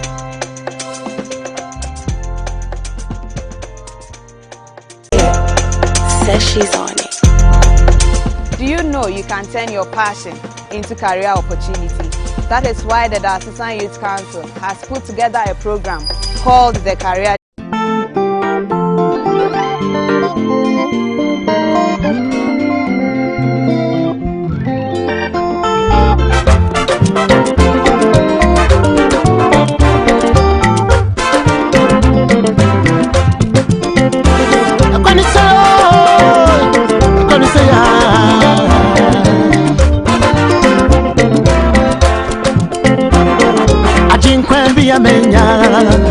Oye kokoko sene shia no anka me ajinkwe bi amenya minyami yo kokroko semeshanwa kamewe semenyanwa kamini simenenecha semeshanwa kamamanya bende yefiri miso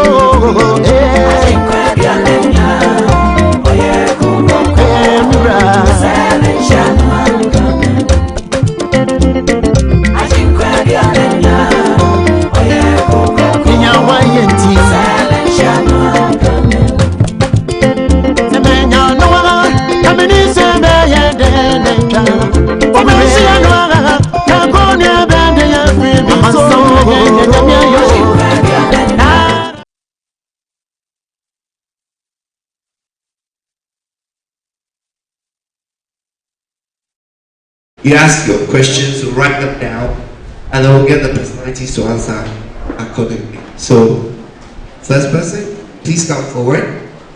Please come forward. Second person. Third person. Students, you need to be asking questions. Huh?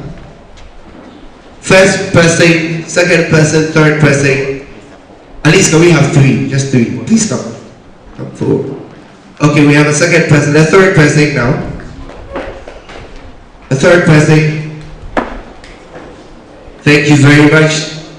Do we have a fourth? Do we have a fourth? Okay, so thank you very much. You may use this microphone. And then we'll write your questions down. Yes, go ahead.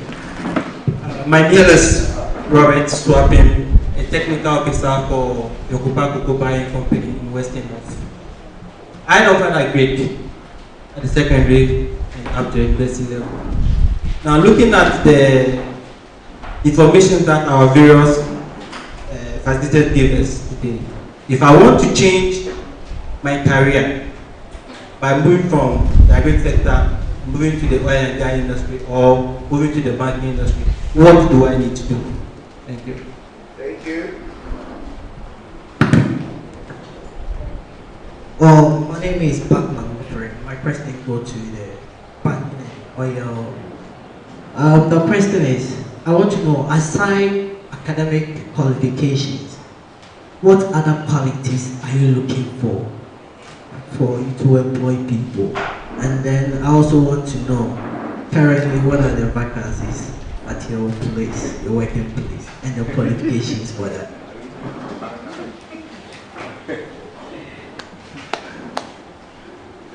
Please, under the banking, you mentioned something about the retail banking, and I would like to know the meaning of the retail banking and the retail banking too. You mentioned something about the remittance units and the corporate banking. I would like to know the meaning of all these things.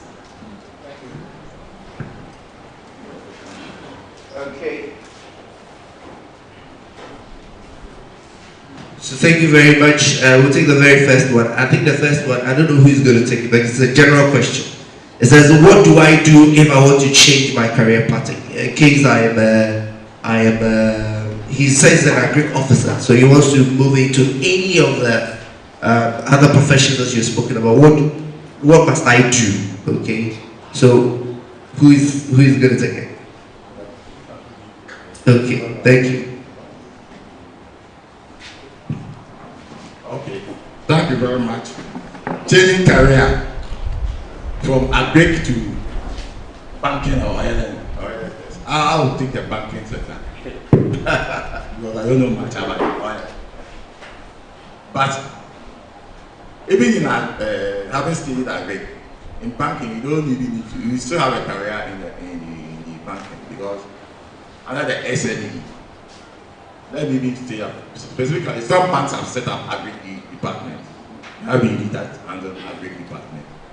So you can quickly get the majority of the bank, even though you don't have a specific unit for you haven't set up a quick unit, they still handle agri transactions.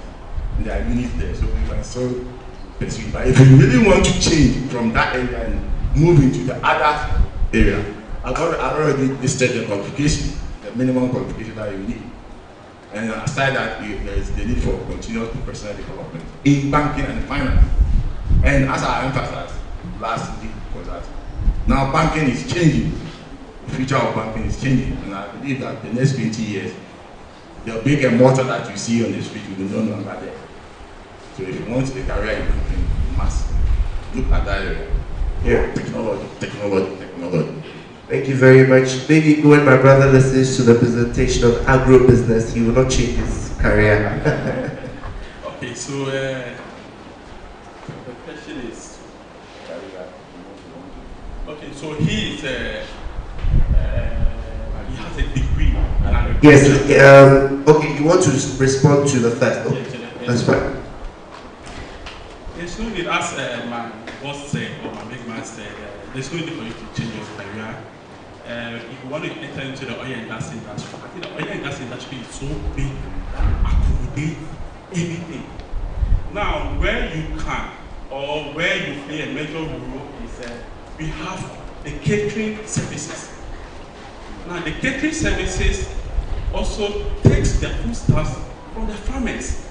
So you that can't reach God, you are living a graduate. Now, most of these catering services want very hygienic vegetables, want pigs, goats, which are very fresh, can store them, use all those technological know-how to preserve all those stuffs here.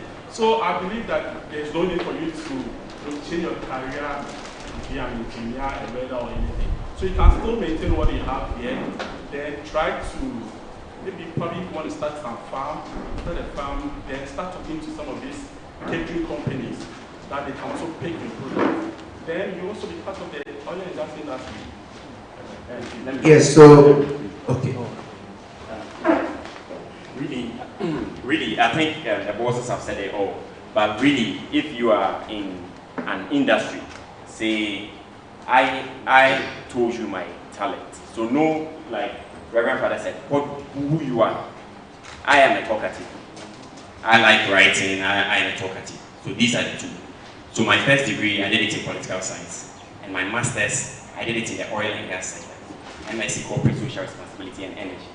So in the oil and gas sector, that is what I did my master's degree in. And I'm in the journalism sector. So if I'm in the journalism sector, I can report in the energy sector, I can report in the politics, in the social. I am also in the creative arts sector. So Tullow Oil does this thing they call family art and end of year parties. And I help them with artists to perform at their programs. So we brought Samini last year, December, and last 2 years we brought Uta. And because they know I am in that sector, they consult me for that. So yes, I'm in the creative arts sector, but still in the oil and gas sector and still mingling with them. So you can be in your agri-business. I don't know if you research about Rick Ward. That's how they started. Rick Ward was providing gloves for the oil and gas sector. So I believe with knowing who you are and what you do, you can be in a lot of sectors. Because mind you, even if you spoke about the banking sector, in the UK, for instance, a lot of the jobs, the tellers, they are no more. Because you can go and deposit and withdraw from your ATM. So teller jobs, and we all know what's happening in the banking sector really. So who are you really? And how can you use that in a lot of ways? So also, you can Google about the Red Sea and the Blue Ocean and Red Ocean strategy as well. You can get a lot and maneuver your ways around those areas. You don't really need to change a career really, but know who you are. That's the first thing. You can use it across different departments and careers. So my brother, it's not about changing your career, it's about knowing who you are, knowing what opportunities there are, knowing you see, it's about multiplicity of factors, a multiplicity of careers and gifts that you have. And if you have those gifts, if you have them, just have those opportunities that are availing themselves to you and then you make it in life. Aside academic qualification, what else do I need to be employed in the oil and gas sector? And if you answer that question also, the second question to that was, what are the vacancies? I don't know if he is looking for an opportunity to work in Blue Global or something like that.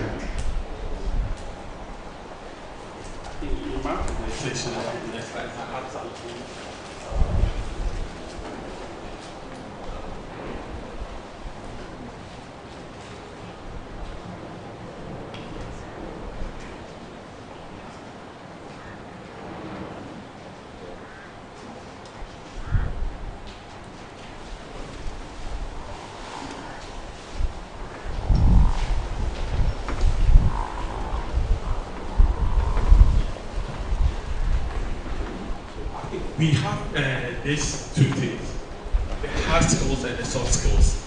So the hard skills are basically what we go to school to study, the geographies, the engineering courses, and those things.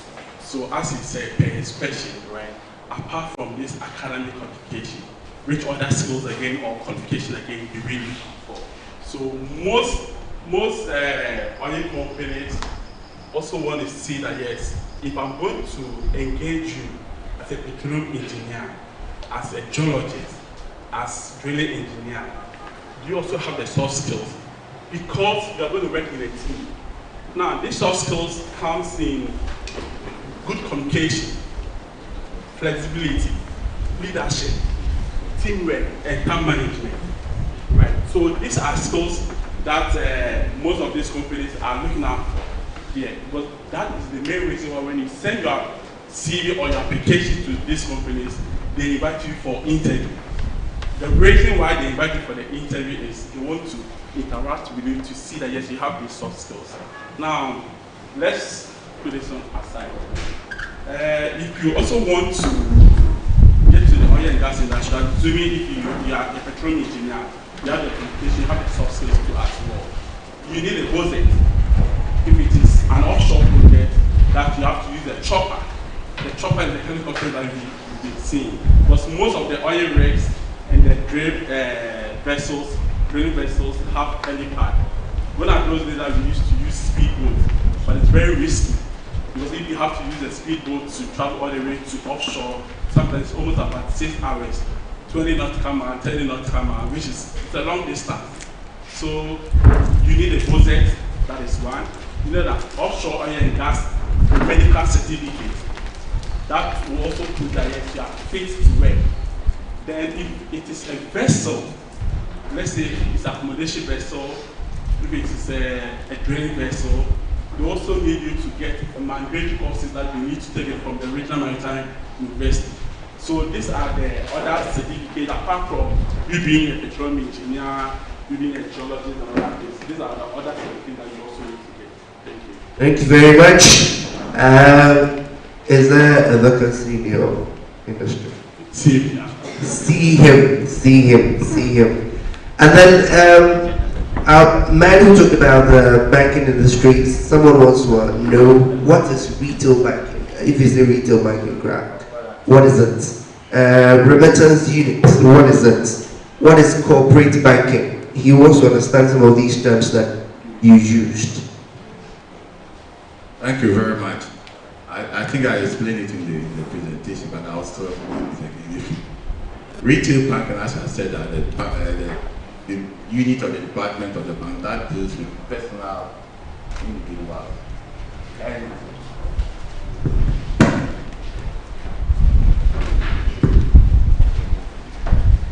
so, as I said earlier on, they are the brand unit of the department of the bank that deals with individuals, customers, and working at the branch. They are in contact with the customers. If you go to a retail banking, branch consists of a branch banking unit where you have a branch, you all know a typical branch in Accra here. You have the branch manager, you have the in contact with the customer. You go there to withdraw your money, you go there and they deal with individuals.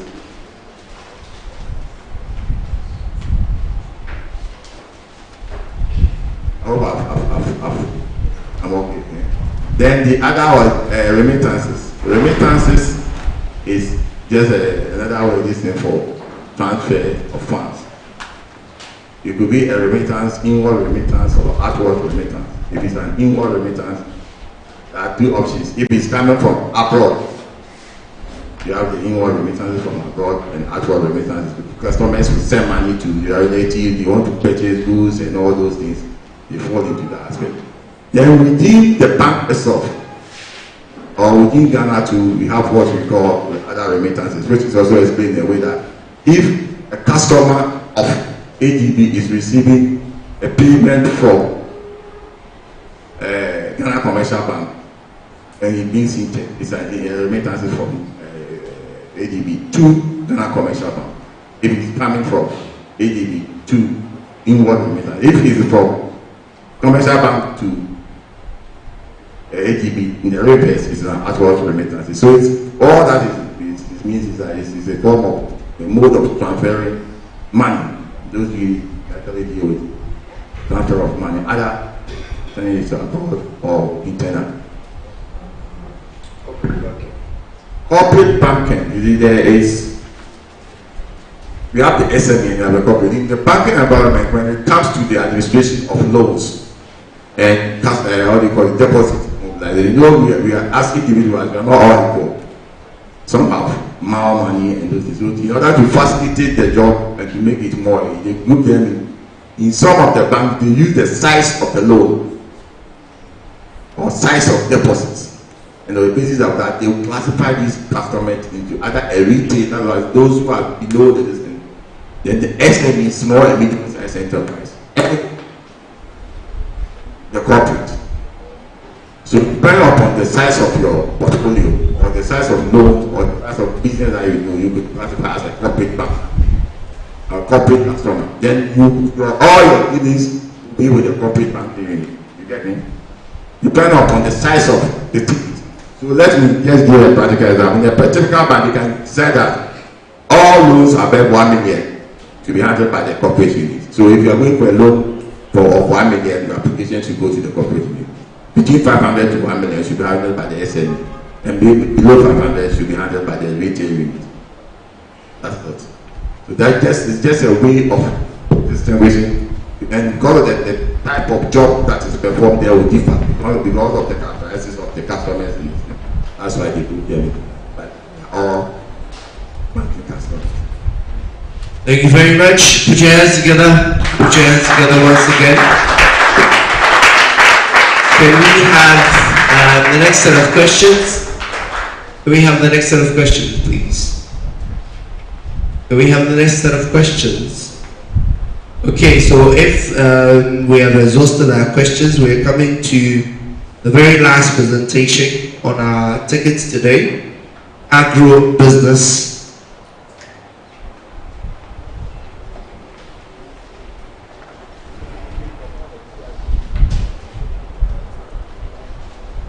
Our last, okay, I let there's a short break.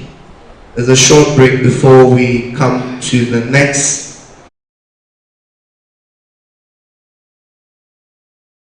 Which is coming up on the 27th of April 2019.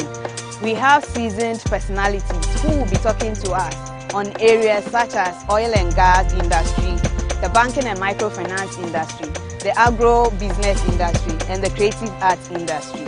I hope to see you all there. Come and be enlightened. Come and let's turn our passion into career opportunities.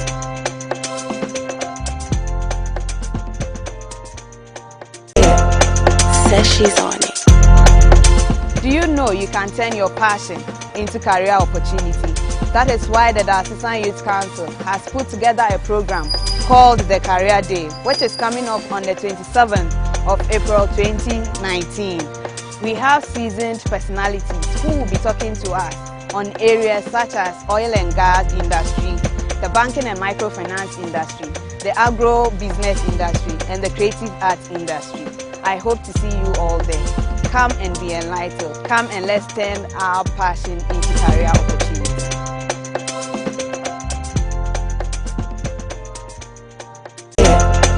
Says she's on it.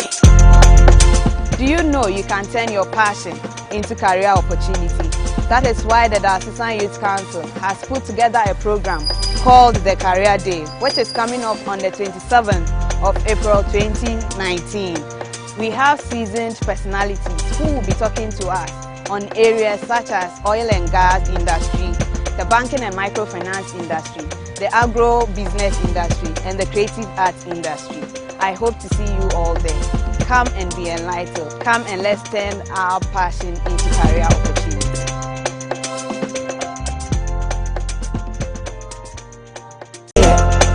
Says she's on it. Do you know you can turn your passion into career opportunity?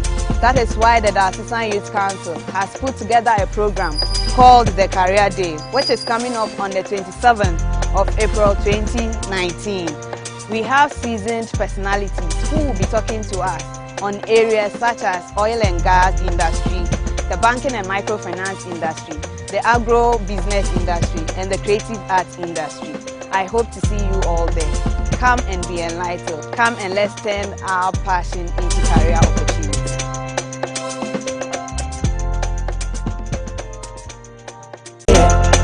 Says she's on it. Do you know you can turn your passion into career opportunity? That is why the Diocesan Youth Council has put together a program called the Career Day, which is coming up on the 27th of April 2019.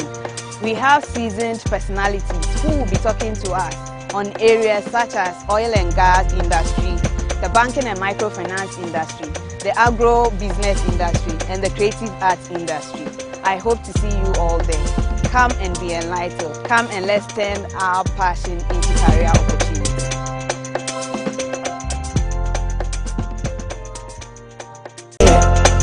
Says she's on it. Do you know you can turn your passion into career opportunity?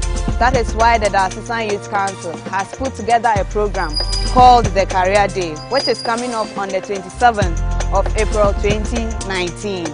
We have seasoned personalities who will be talking to us on areas such as oil and gas industry, the banking and microfinance industry, the agro-business industry, and the creative arts industry. I hope to see you all there.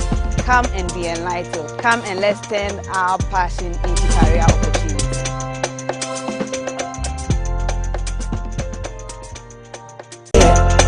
Says she's on it. Do you know you can turn your passion into career opportunity?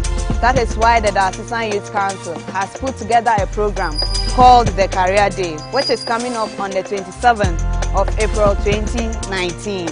We have seasoned personalities who will be talking to us on areas such as oil and gas industry, the banking and microfinance industry, the agro-business industry, and the creative arts industry.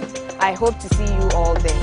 Come and be enlightened. Come and let's turn our passion into career opportunities.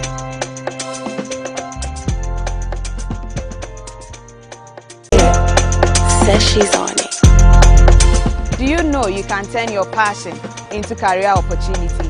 That is why the Diocesan Youth Council has put together a program called the Career Day, which is coming up on the 27th of April 2019. We have seasoned personalities who will be talking to us on areas such as oil and gas industry, the banking and microfinance industry, the agro-business industry, and the creative arts industry. I hope to see you all there. Come and be enlightened. Come and let's turn our passion into career opportunities.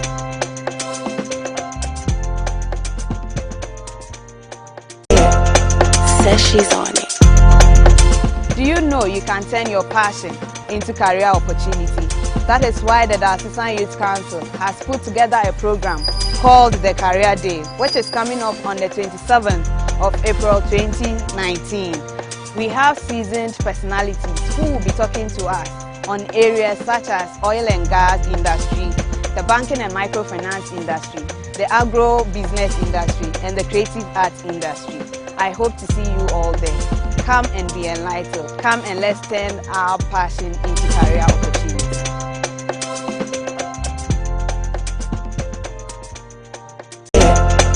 Says she's on it. Do you know you can turn your passion into career opportunity? That is why the Diocesan Youth Council has put together a program called the Career Day, which is coming up on the 27th of April 2019.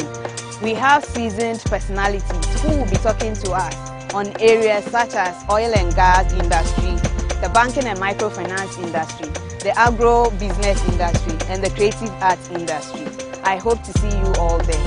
Come and be enlightened. Come and let's turn our passion into career opportunities.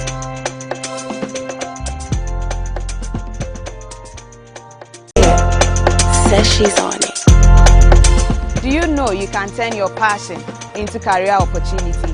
That is why the Diocesan Youth Council has put together a program called the Career Day, which is coming up on the 27th of April 2019. We have seasoned personalities who will be talking to us on areas such as oil and gas industry, the banking and microfinance industry, the agro-business industry, and the creative arts industry. I hope to see you all there. Come and be enlightened. Come and let's turn our passion into career opportunities.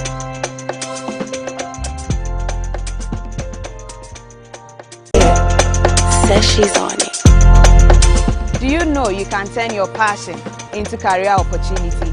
That is why the Diocesan Youth Council has put together a program called the Career Day, which is coming up on the 27th of April 2019. We have seasoned personalities who will be talking to us on areas such as oil and gas industry, the banking and microfinance industry, the agro-business industry, and the creative arts industry. I hope to see you all there. Come and be enlightened. Come and let's turn our passion into career opportunities.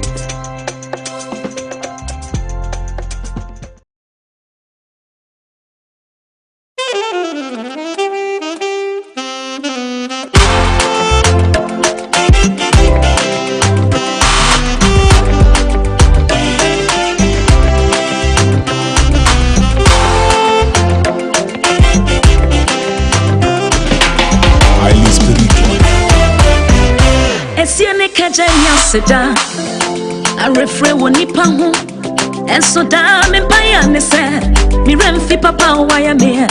It's your Nicajania Sedo, I refrain when nipa home, I dear Bakona Miss Rene said, me remfi papa why I'm here. 1, 2, 3, as a me boom pom kosha mechi, baby I'm me friend, baby I'm ready, or therefore, one now better me on your way. I said, Miss Susu, Sissy, stand by and take account. Or therefore, wait there, it had to be you. That's right. I said, me boom pom kosha mechi, baby I'm a friend, baby I'm ready. Or therefore, one now better me on your way. I said, Miss Susu, Sissy, stand by and take account. Or therefore, wait there, it had to be you. Enti money money I don't throw a salute yeah money money money I jam it to chamo money hey money money I don't throw a salute yeah money money to chamo money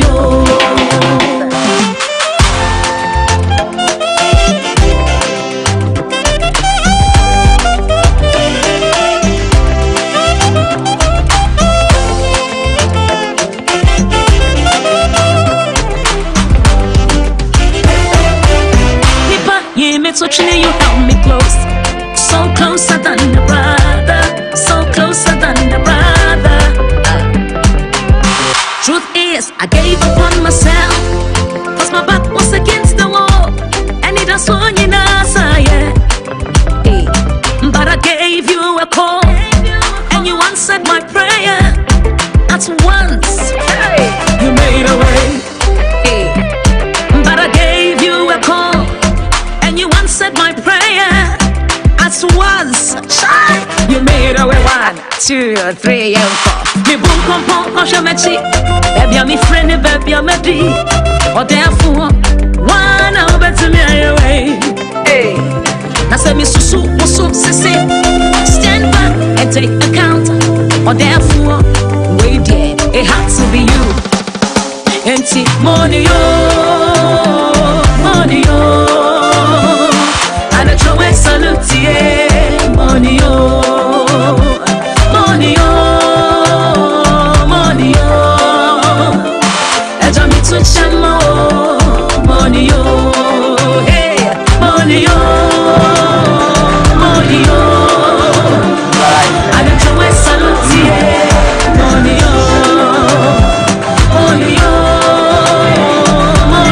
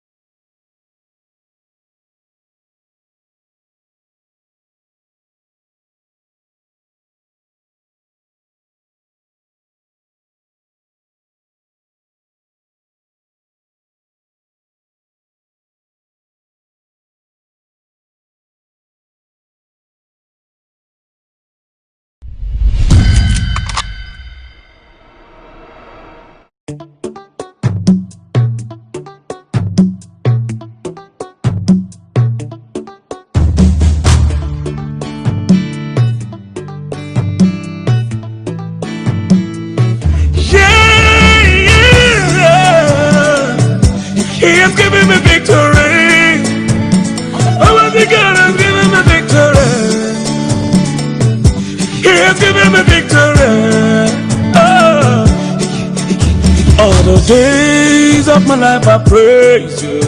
Everything that I have now you gave to me, Baba. Lord, I say for your love I'm grateful. Jesus, you love me plenty, you came to die for me. Jehovah Rapha, Jehovah Nissi, I am that I am. Ooh. Oh, I search around, there's no one else like you. Lion of Judah, you're the man. God has given me victory. He has given me victory. God has given me victory. God has given me victory. He has given me victory. He has given me victory. Hallelujah. Hallelujah. Hallelujah. Hallelujah. Hallelujah. Hallelujah. Hallelujah. Come and see what the Lord has done for me. He has taken away my sorrows and now I'm free. I got me, hallelujah, bro. I got my power, hallelujah, power. Because of Jesus, every day that I got double, heavenly blessing, I him I receive. Ah, yeah. God, your grace and mercy is always to follow me. Yeah. He has given me victory. He has given me victory. God has given me victory. God has given me victory. He has given me victory. He has given me victory. Hallelujah. Hallelujah. Hallelujah. Hallelujah. Hallelujah. Hallelujah. Hallelujah. Hallelujah. If Jesus has given you victory, come let's dance, let's give him praises now. If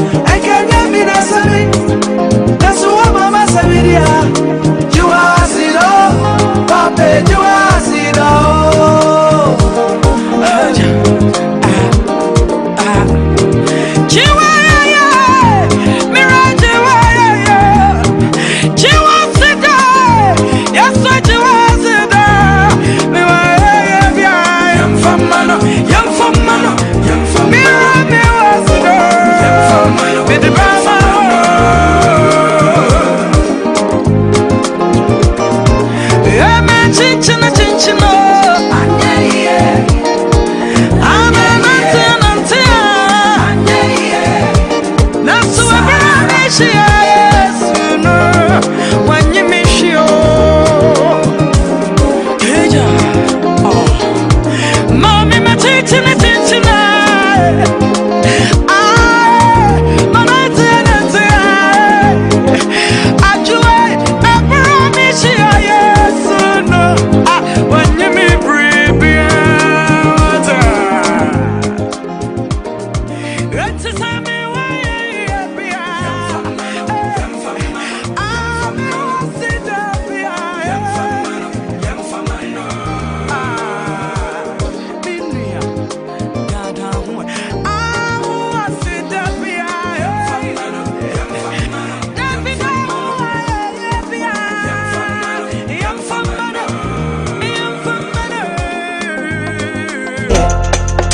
she's on it. Do you know you can turn your passion into career opportunity?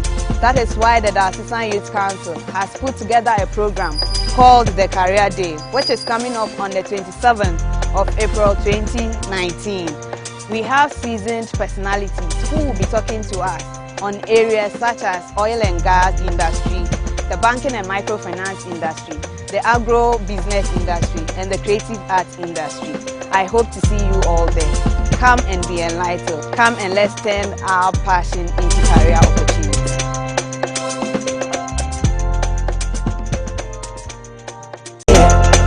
Says she's on it. Do you know you can turn your passion into career opportunity?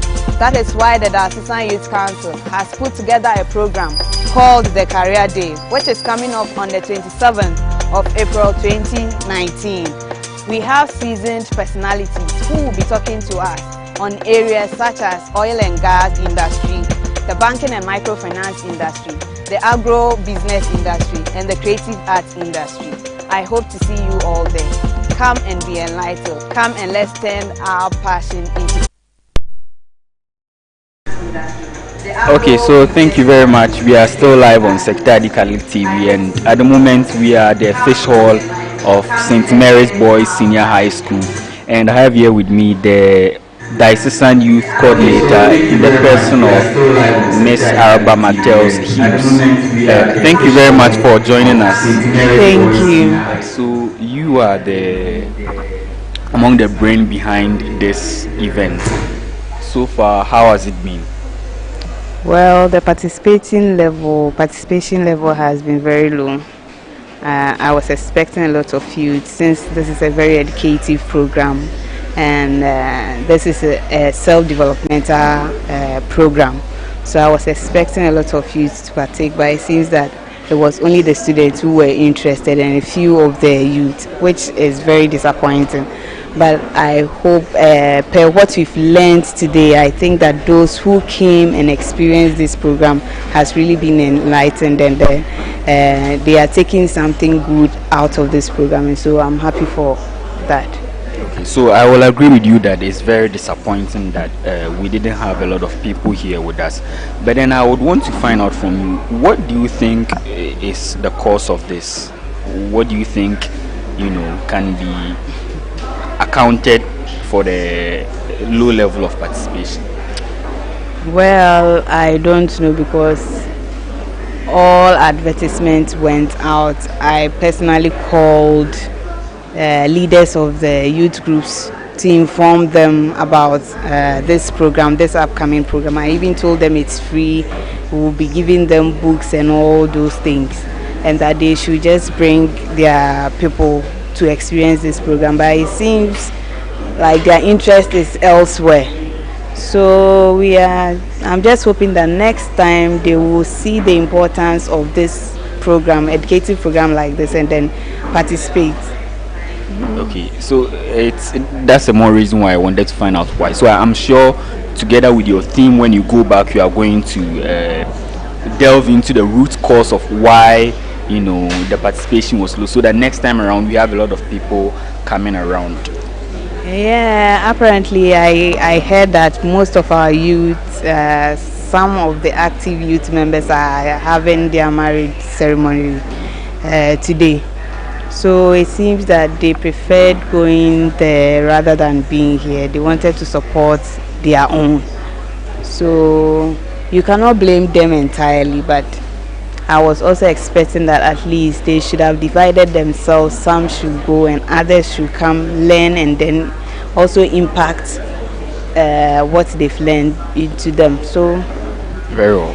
But very finally, in terms of the content of the conferences that is being given here, would you say your expectations have been met on the part of the speakers who are sharing their thoughts and experiences with our participants? Definitely. Everything I expected from them, they delivered here. And then for me personally, I have learned a lot from them, and I have networked with them too. because I never knew them. It is through organizing this program that I had the opportunity to even speak to them, and they are now part of my friends.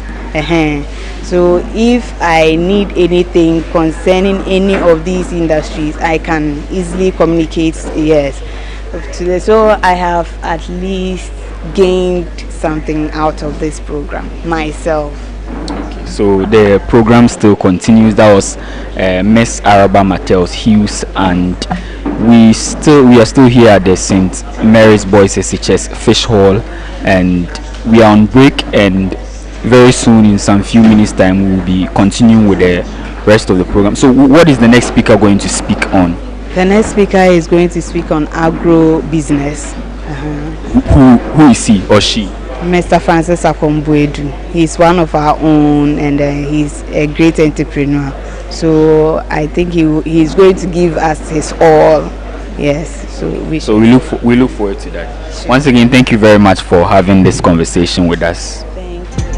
Okay, so we continue with the program here at St. Mary's Boys SHS. Do you know you can turn your passion into career opportunities? That is why the Assistant Youth Council has put together a program called the Career Day, which is coming up on the 27th of April 2019. We have seasoned personalities who will be talking to us on areas such as oil and gas industry, the banking and microfinance industry, the agro business industry, and the creative arts industry. I hope to see you all there. Come and be enlightened. Come and let's turn our passion into career opportunities.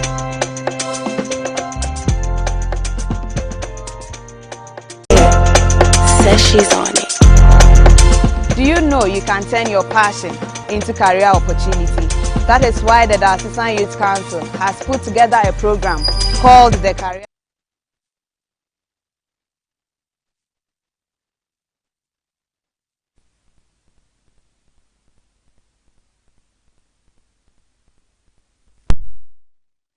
We become professional farmers, you understand?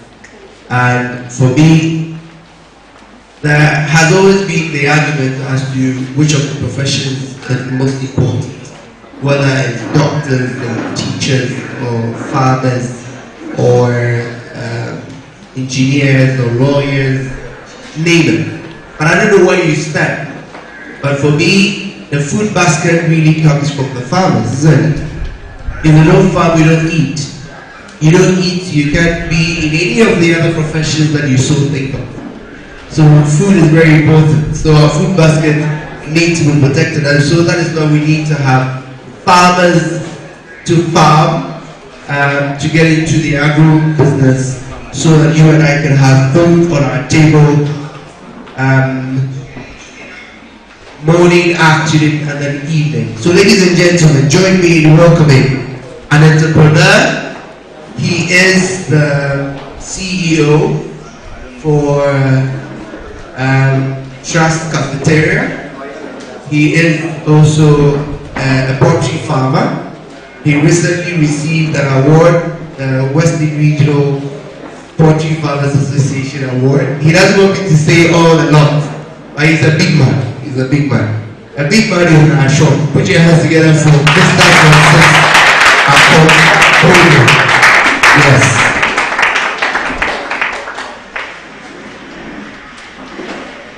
I didn't want him to say a lot of things, because if you are not careful, you will be thinking about all these things and then you'll be sleeping. I remember during our graduation at UCC, who will be sitting behind the laptop for me? The laptop.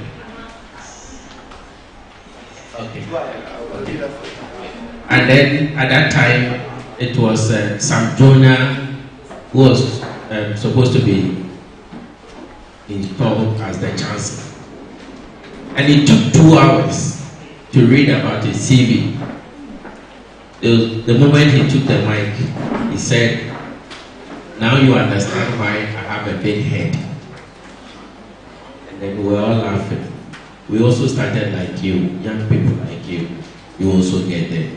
But some of us didn't get the information we are getting today. So along the line, we couldn't do what is expected of us. And so I want to thank the organizers of this program for such an exposition.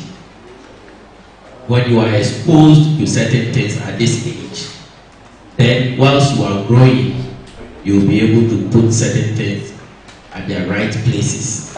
Then you work towards them. We didn't get this opportunity. Other than that, some of us would have maybe gone higher than where we are. Mine is on agro-business, agriculture. If we don't get maize, if we don't get cassava, if we don't get chicken, fish, soya bean, we will not survive.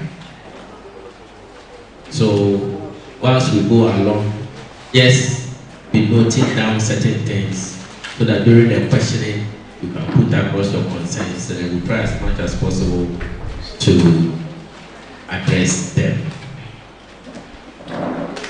I want to say this, that getting rich, getting rich is not sinful, it is not evil. Because when God created heavens and earth, and then He created human beings and everything that is in the world, He said we should subdue the earth. We should take control over whatever God has created. And I tell you, there is money in the soil. One of the American presidents said so, that there is always money in the soil. So we're doing a lot of things, but if we don't turn our eyes to the soil, we may not get it right. So getting rich is not evil, but the desire for money, desire for wealth, doing everything at all costs to be rich is what is evil. Okay. In the sense that wealth provides answers to everything. When God blesses you, no one can take that blessing from you.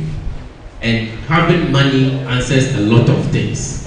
Because even when Christ in Matthew chapter 25 tells us that when the Son of Man comes in His glory, He will sit on His throne and He will divide the sheep among the goats. And then He will say, when I was hungry, you fed me. When I was thirsty, you gave me water to drink. When I was naked, you clothed me. All these things involve money. If you don't have money, how can you give somebody food to eat? How can you give shelter to somebody?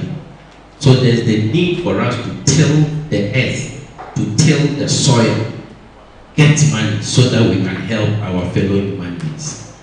And so it's an opportunity for us as young people to go through these stages of life. And in Genesis, God, I've already said it, God created heaven and earth and God directed us to till the earth. If that is so, why are we Christians poor? Some Christians are very poor. Is it because we are lazy? Or is it because when we read the Bible we don't seem to understand? So I'm playing with you to always get things right and make sure that you are doing the right thing. But I also admonish you that once you are young, you need to remember your Creator. If you don't remember your Creator whilst you are young, God will also not bless you. So whilst you serve Him like Mother Mary did, whilst you do the work of God in your various parishes, the various schools where you are coming from, the Lord also brings the increase. So I keep saying that there are three categories of people in this world. Three categories. The first group of people are those who have no idea about what goes around them. People will be sitting in here, they don't know anything that is going around them. They don't even fish out for information. These are those who are ignorant of why they are even alive. They don't know why God even created them. They are just passing through the world. And they don't leave any mark behind So when they die today, nobody even remembers them. Okay? So as we go through these things, just try to reflect, which category of person do I belong to? So they take from the community, but they fail to give back to the community. They are man grabbers. They are always taking from the community, taking from people, but then they are not giving anything back to the community. One category of people. Okay? And then they walk through the earth quietly and leave no mark. And they don't leave anything behind. Nobody remembers them when they die. So when you die today, what is the community or society going to use to remember you when you are no more? Then we have those who watch things happen. Opportunities will be passing by. A very good example is what we are having today. Madam Coordinator announced this on our platform, various platforms. I did not beat the student here. Look at the number of youth coming from various parishes. And so we have about 70 parishes in this diocese. Even if every parish should even come along with 2 or 3, multiplied by 70. But when I stepped in here, I said, wow, this is waste of time, waste of energy. This is a very good opportunity to listen to 3 or 4 lectures at a time. This one you have to pay for. The diocese has sponsored and has even given you snack. Yet, look at the number of people here. So these are people who see and passively watch things happening. They are just like spectators at a football field. When the 2 teams are playing, they sit back and then they watch. When their team wins, they are happy. When their team loses, they are sad. They do, after all, some of them may be even better than the players. But then the root of the game is that you cannot just enter the field and play. So these are spectators.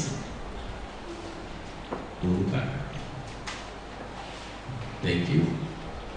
They have active ears, eyes, but only observe the event as the event passes by. Just like spectators, they receive mega reward and they survive with it. So let me tell you one thing. If you have decided that after school you want to write application to people to employ you, okay, this one, they to be taught me this, that no employer will pay the employee more than he is receiving. Is it not true, brother? It's my business. So if I'm employing you, I have to pay you less than what I will be receiving. So he taught me this and I put it at the back of my mind, that with time I have to set up my own business, and I have not regretted. There are other group of people who create and dictate how the world should move. They are the news makers, the big guys in town. They tell you what to do and what not to do. They change the world.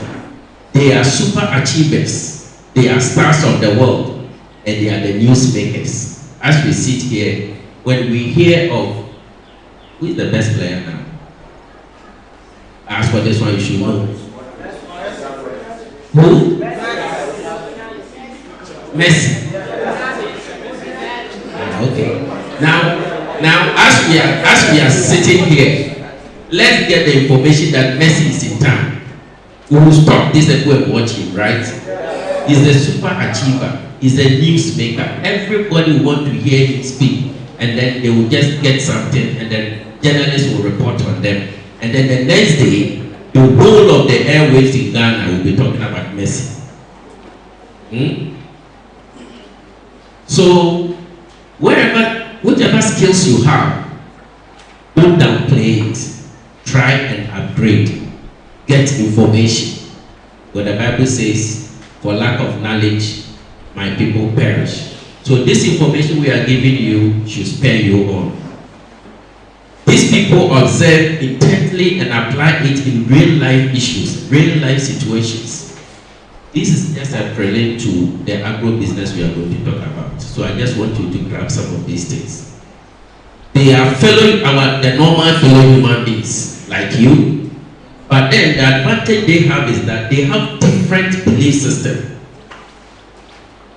Their thinking pattern is different. Their attitude and behavior are different. The competence and the performance level, they are different. But then they are normal human beings. You can also develop yours and be an achiever. So in life, I keep telling people that you never get what you want.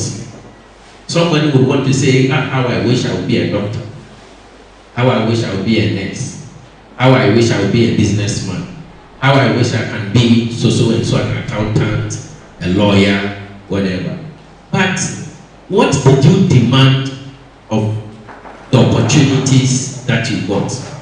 So in life, you don't get what you want. You get what you demand of it.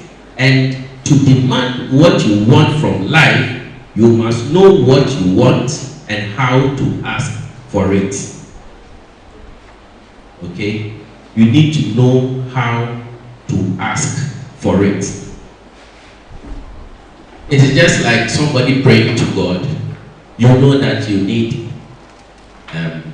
a laptop, and then you tell God to give you a plate of fried rice. You should know what you are going to use the laptop for, and then you request of it. So, brothers and sisters, all these things I'm trying to drive home about is the fact that the world is moved by entrepreneurs. The oil and gas man who came, did he come? Is it the one we just met? The oil and gas, did he come? Maybe he has set up his own business. But if he has not, and he's working in oil and gas industry, that business belongs to some people. And they are dictating how the oil and gas industry should move. So entrepreneurs are the people who are moving the world now. Don't wait till somebody employs you. Yes, after school, after university, after technical university, you may not have the requisite capital. But then I will encourage you to start from somewhere. You can work for them to pay you, but then have in mind, in 5 years' time, in 10 years' time, I'll start doing my own business. So that we can also employ people. At pension, what is important is that your money should work for you. At pension, when you are opera and you are picking your stick and walking within your yard or your compound, your money, the investment you have made in business should do the job for you. You cannot be at age 60 and still be renting a house. You cannot be at age 60 and then you still be begging for money. Yeah, opportunities are there, but then you cannot be at age 60 and still be dependent on your kids to bring you money. After all, your kids, they also have challenges in their real life. So plan your life in such a way that when you go on pension, you will survive and even do more charity work. And that is what the whites do. At pension, they have saved enough for holidays. And then when our reverend fathers go there and do the lasulala, then they give some to us to come and build our parishes. So please, we can also start from somewhere. That is why at this tender age, we are letting you know some of these things in life. So I don't really need to go through the definition for entrepreneurship. We are saying that the capacity and the willingness to develop, organize, and manage a business venture. Your willingness, your capacity, okay, to develop a business venture, along with any of its risk, in order to make profit. So whatever business you want to go in, it involves risk. Even walking involves risk. If you are not careful and you twist your leg, there's risk there. So if you decide that I won't do anything because of risk, the next generation will come and meet you. So there's the need for you to start from somewhere and then move on. So most obvious example of an entrepreneurship is starting your own business. And our great business is all over. We will go through it for you to see. So entrepreneur is the one who initiates by organizing a venture to take benefit of an opportunity and the decision maker. So you are the one starting the thing. You have to assess all opportunities, risk and opportunities put together, making sure that what you are venturing in will end up in a profit. So when you do your SWOT analysis, we will get there. When you do your analysis, you realize that this venture is not worth it. You don't go in for. Unless, of course, you can break even. That one, chances are that years to come, it will be viable. So, as an entrepreneur, as a businessman, we have some resources that we use to work. One of them, we have financing, okay? We have investment capital.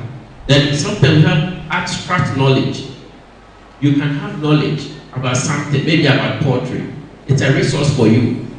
You can have knowledge about vegetable farming. It's a resource for you. You can have knowledge about ruminant rearing. It's a resource for you. For me, I started doing poultry because my father used to do poultry. So from once I was young like you, I learned it from the scratch. So when my father went on pension, I said, Dad, say it to me, I have poultry. Then we started something. Okay. So whatever knowledge you have, the contact you have, my phone, I have over 1,000 members and friends on my phone because I've linked it to my Facebook. So all of them are there. So I only need to, and I have grouped them. If I need to talk to Fred or anybody within the youth group, I just go there and pick up. And I'm on a lot of platforms. If I need help, I just go there. These are resources for you. Let's cite another example. When my first beds, poultry beds, I sold about 500 of them through my contacts and the platforms I had joined at the time. It's a matter of taking pictures of the poultry farm, the ones I have dressed, and then putting it on the various platforms. Then they will be called, "Shall I need some?" On delivery, when I come there, I sell it at 45, but when I come, I take delivery fee of 5 cedis. Okay, so if I sell 50 a day, 50 by, okay, let's say 10 by 5, 50 cedis, is about 2 gallons of fuel. You put my fuel and bring you your chicken. Isn't that a good business? Also, so these are resources, but they are there. Or a ready market, it's a ready market for you. Okay, it's a ready market for you. So let's come back to our main topic for the day. Agro-business. We are saying is the business of agricultural production. Agric. Anything about agric is called agro-business. Doing business relating to agriculture is agro-business. It includes agrochemicals, breeding, crop production, what we normally call the farming, distribution, farm machinery, processing and seed supply, as well as marketing and retail sales. They are all agro-business. When we go to market circle, those selling tomatoes, onions, the vegetables, they are in the business. So as we sit here, you can start thinking, those people, where do they go and buy their vegetables? Maybe they go to Techiman to go and get the vegetables. Oh, so they take car to Techiman and come back. Now, as I sit here, can I organize car, get some capital, go and bring the vegetables to them here to buy?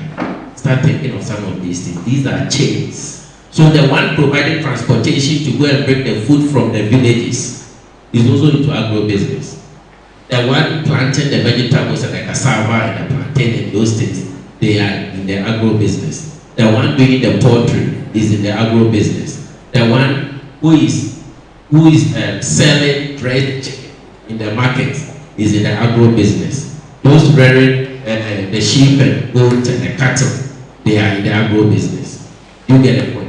So start thinking, which area can I go in? So we are saying that all agents of the food and fiber value chain and those institutions that influence it are part of agricultural business system. Do we get it? Yeah? Are we getting it? Yes. I'm not feeling the responses, or you are tired. So, agribusiness often emphasizes the interdependence of the various sectors within the agricultural production chain. So, the farmer, this production chain that I'm talking about, the farmer plants the crops, yam, plantain, whatever, in Techiman. She or he has finished doing his business. Then another group of people will also come in and then transport those products from Techiman to Takrady. When they come, there's another group of people who also buy those things, and then the retailers will come and buy them soppy from those people, and then your mom and my mom will go to market and buy from. So all these people are part of the chain. Those who produce fertilizers, weedicides, and all agricultural related chemicals are all part of the agro business. So start thinking, what can I do? What can I do? Okay, so investment opportunities in some agro business in Ghana. One, we have agriculture. And I'm saying that if you have access to arable land, St. Mary's Wonechide, you can plant and eat your own food instead of the diocese going to buy maize for you.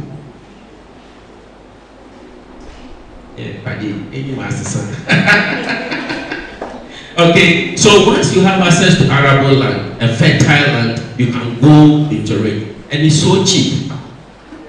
I think the initial cost has to do with you getting the land, getting labor, paying them, and then the seed to plant.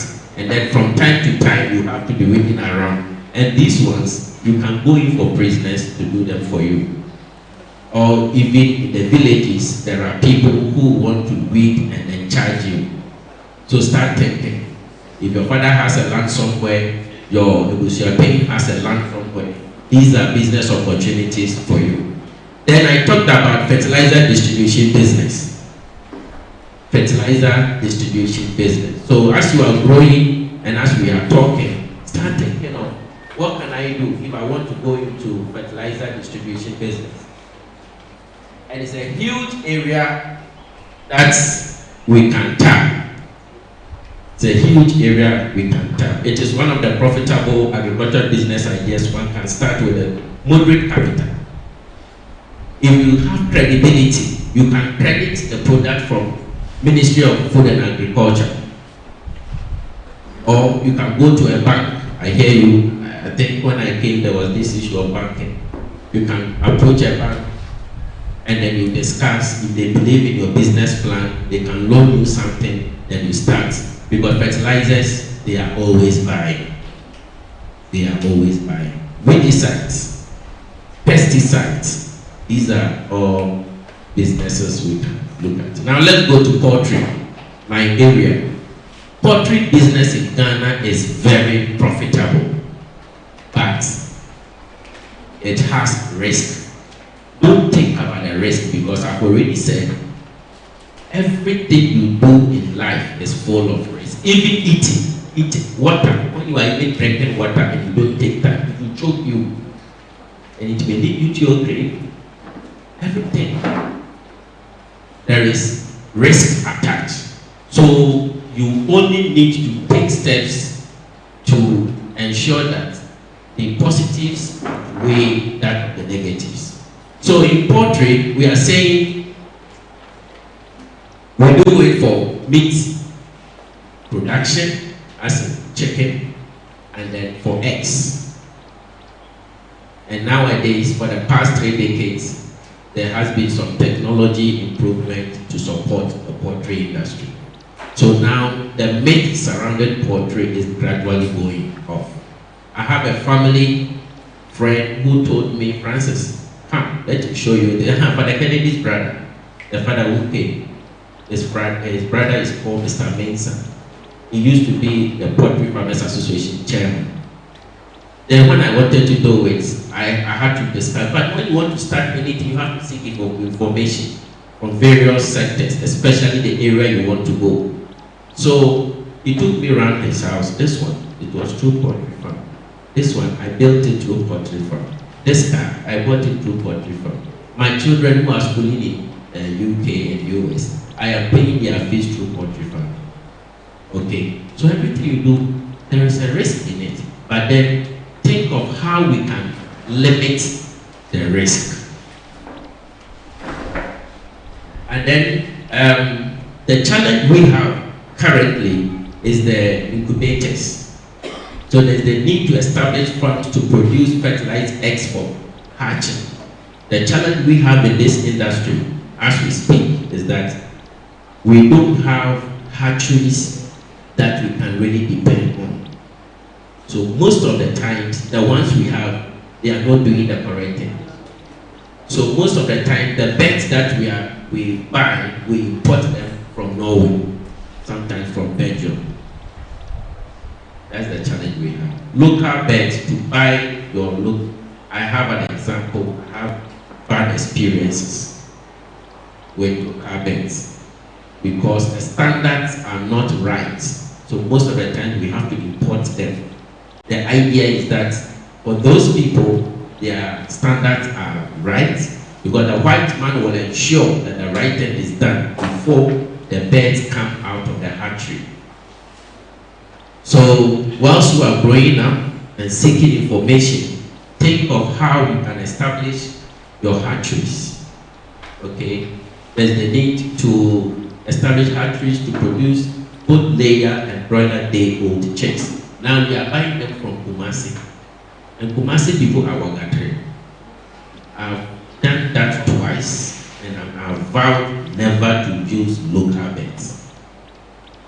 I still have some in my farm.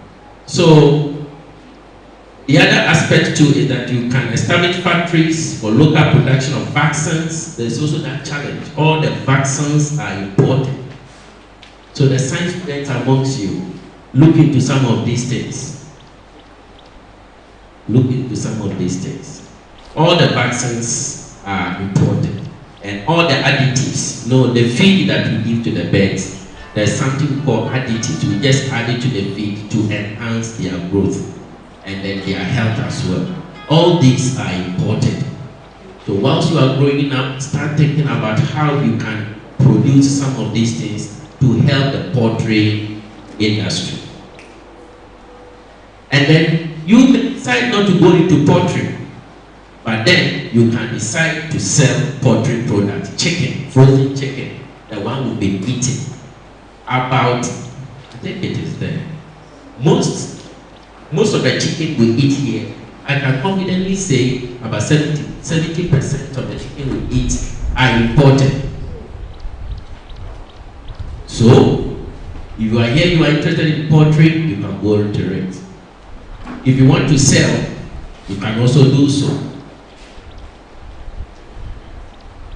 So, one business opportunity in here is to have a cold store, establishment of outfit for processing for local export markets, local processing of chicken into parts, sometimes wings, thighs, the breast, the back. You can process them and then you sell. Or better still, have vans that have freezers in them, the cooling system, so that you can also do that business. It's up to you whilst you are growing. So let's look at it. Some also want it in this form. So the strategic approach is to partner recently built private abattoirs with existing market linkages and add chicken processing as an additional line. Also, importers and wholesalers of chicken and chicken parts could be brought in or could be brought on board to utilize the distribution network. So, what you can do is to look up to these opportunities and see what's business in there. Okay. Then we can also look at fish farming. A lot of the fish that we take in here are imported. And here it demands special knowledge. So if you want to go to it, you need information, you need to upgrade yourself with information. Commercial fish farming has proven to be an economically successful business venture around the globe. So we go to, now people are taking tilapia. These are the figures. In 2007, we consumed 840,000 metric tons of tilapia. Huge. But locally, we were able to produce 400,000. The national production of fish stood at 400,000, out of which aquaculture contributed 10,000. The ones we produced here was only 10,000. It means the rest were imported. So what can we do about it? So once we are growing up and taking through, let's do this. So the strategic option is to include signing contracts with people who have the money and the means to do it. Establish cold storage facilities like the cold stores. Okay. So let's look at it. Snail farming too is there. This one is not all that expensive. Now there, you get your boxes and then seek information from those who do it so that you can go into it as well. And snail is very rich in protein, iron, low fat, and almost all the amino acids are in there. So there is high demand for it. This one you don't need huge capital. When you vacate and you go home, seek information, go to the next, and then go to Ministry of Food and Agriculture. They will help you with all this information. Okay. Let's go. And fruit and vegetable for local and export business. Okay. Fruits. Eat more fruits. The doctors are telling us. The nurses are telling us. Eat more vegetables. This one, just a piece of land, you can do something. Vegetables, cabbages,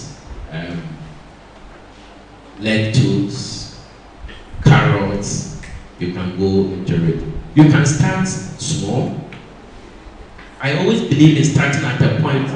You don't need huge money, just start from somewhere. Gradually, you will get there. A lot of businesses you see around, they started small, but then they are growing big. So this is a well-grown one.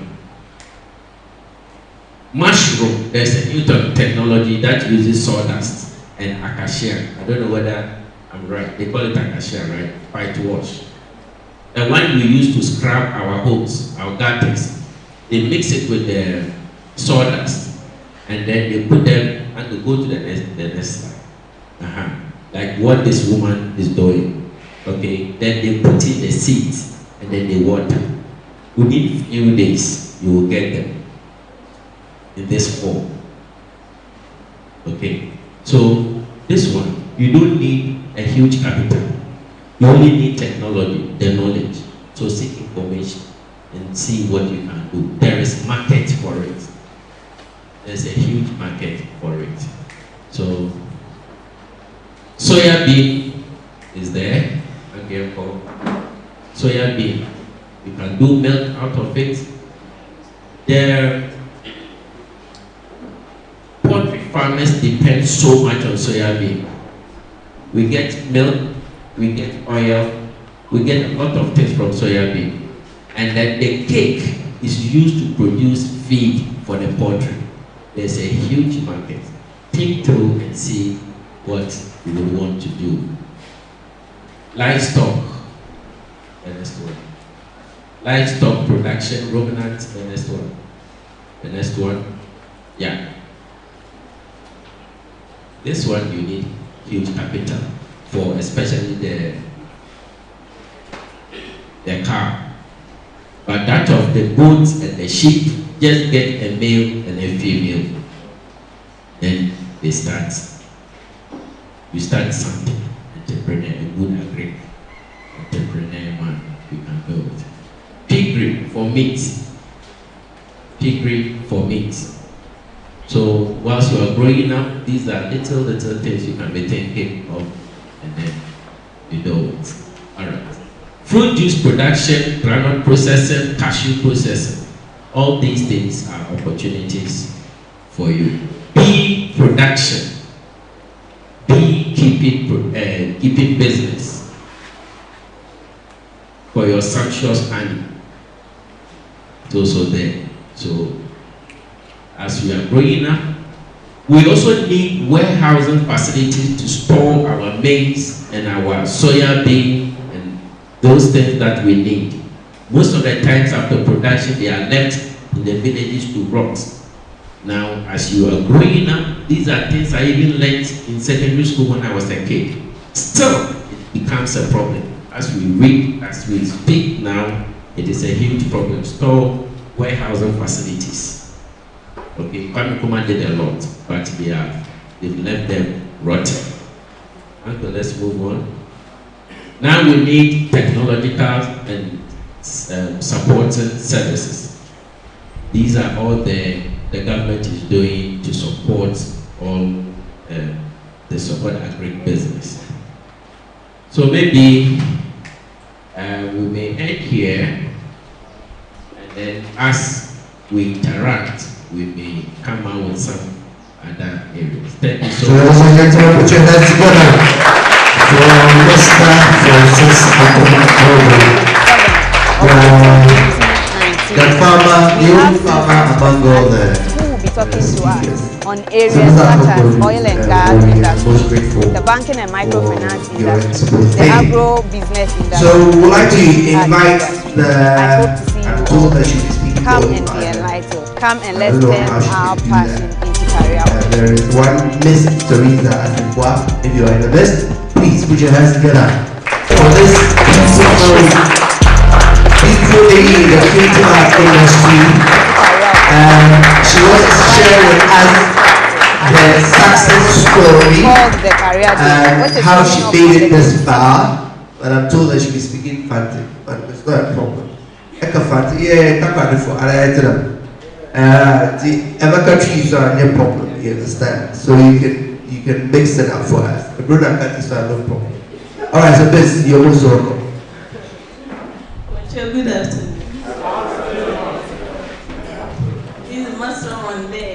My late me face na me be to one pencher Pacha me da yan kupanase what the more opportunity many and I me consider organizers nase e what them appendi Pacha team ne turning your passion into business opportunity. Okay. Me call vocational school. Na me call no me call home econs. Enti ye bubuda ya kopa na do. Ye kwenye edwuma ye. But ye no contract ende na ye beti na fie. Na mbeti na fie no me so me pay bid in the mopan. Ma wadi bu nsa, ma wadi bu pon me pay na me nyama. Because me use it chains other way na me pon me kaka nti me pedam ezame ye we mbet na fie contract and me ti fie me nya hwe Missy A. The minute me ya me feel. Me who there obia ye bia or me feel. Me so me peda me ye and panso. Me pochien. Na me panso yan kupane ya madrum. Na onye easy. But yan kupana adrum kakra ye foma. Oye easy money. Inti ye guguda neja. Ye mi bid making. Mi so mi pefi. Ena mi popo ima mi bojo bi.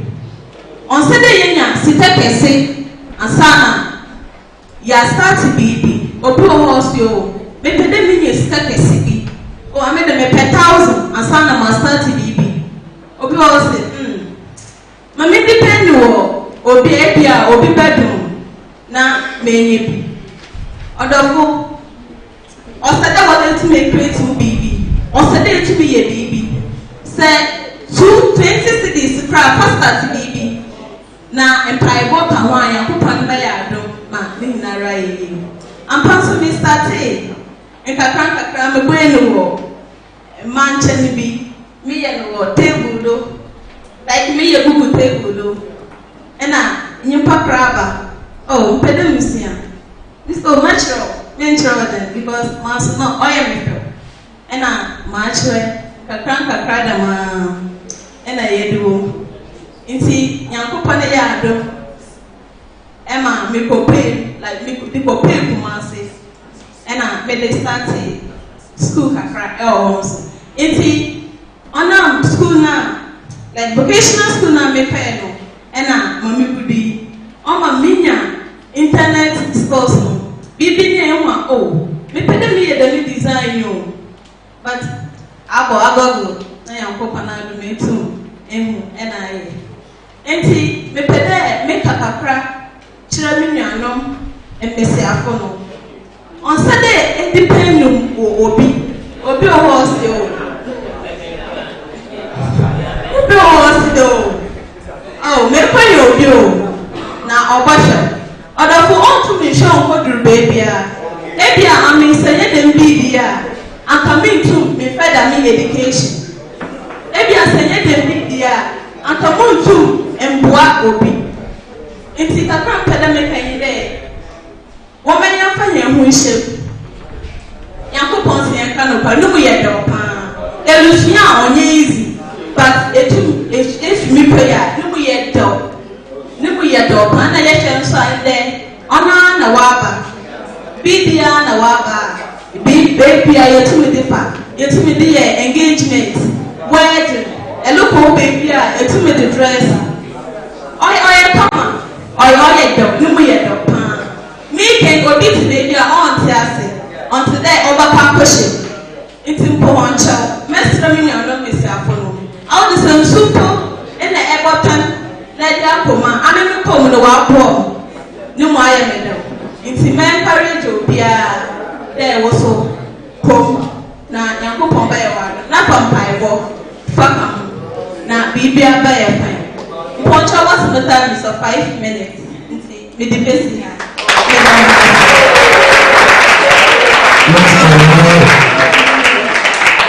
What a way to end this session. I think it's a very nice way to end the session, isn't it? You had to go far, it's a mechanism, also be a mechanism. And Sana Fantibishi Libya, Manaya Babata. So it's a good way to end the session. Yakupona Sene, Miss Teresa. So I say. Q&As, question time, answer time. So question time, agro business, and then this, I'll make sure I'm a chain as I don't know, yeah? So this is the market she's making. Put your hands together for her. Nice. So she's really trying to project what it is that she's making, and she's into beat making and all that. Everybody is trying to go local way of having a wedding. They want to do the kente way, the Beats way of having the wedding, and the pictures are quite nice. You know, sometimes when you see them, they are quite nice. Wedding, this is sorry, we're so we need to try and then go traditional, see how the traditional stuff can help the market so that she and some other people can create business for themselves. Okay, so question time. Please, anybody to ask a question. Until the back, we'll get a closing remark from the organizers, and then this program will be will come to an end. So anybody, yes, please come forward. One, can we have a two? Can we have a third? Three? Can we have a fourth? A fourth person. You are telling me that after this three I can close. After this three I can close the program. Is that correct? Okay, so thank you very much. Your name and then your question. Please, my name is Ernest Patricio. Please speak to the camera. The camera is capturing you. My name is Ernest Patricio. Patricia. Oh, okay.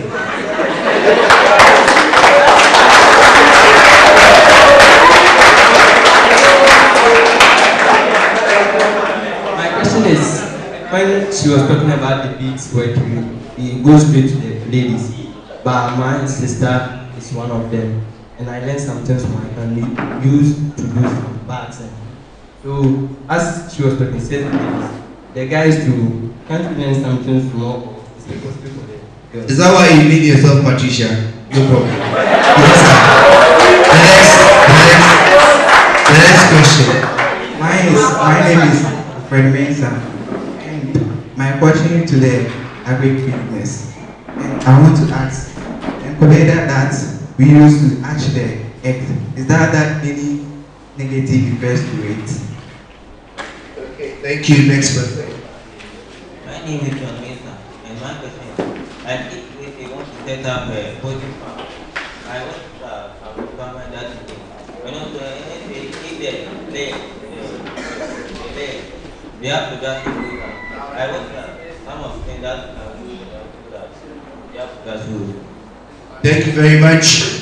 So, Miss Patricia, your question be answered. Okay. So you are calling yourself Miss Patricia because you are trying to see how you can get the beats. Some of the gents also to make feet. I think it's possible, is it?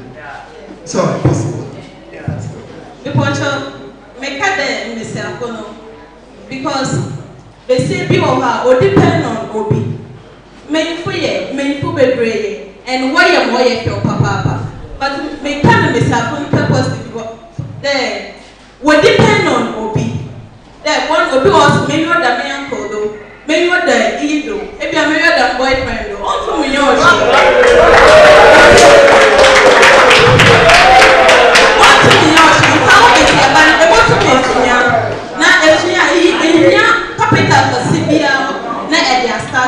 there, if you be in stuck a Sibian, they are started there, and Capri, we are able to be a total that they are Cochima. Because I'm starting on me Cochima.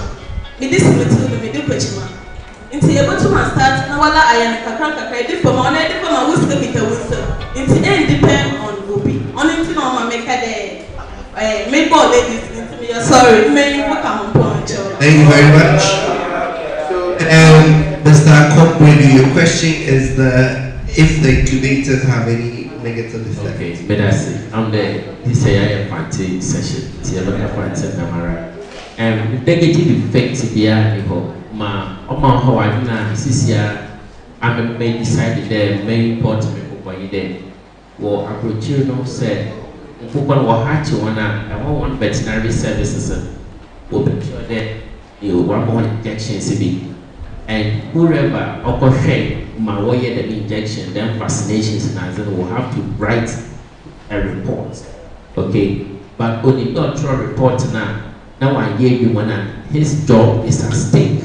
So they will make sure they do the right thing there. So the standards are there and we are sure of the standard. That is why we depend mostly on the important ones. But local almost all hatcheries in Kumasi na teaching man as also way. But the issue is Ghanaians as we are, we always like cutting corners.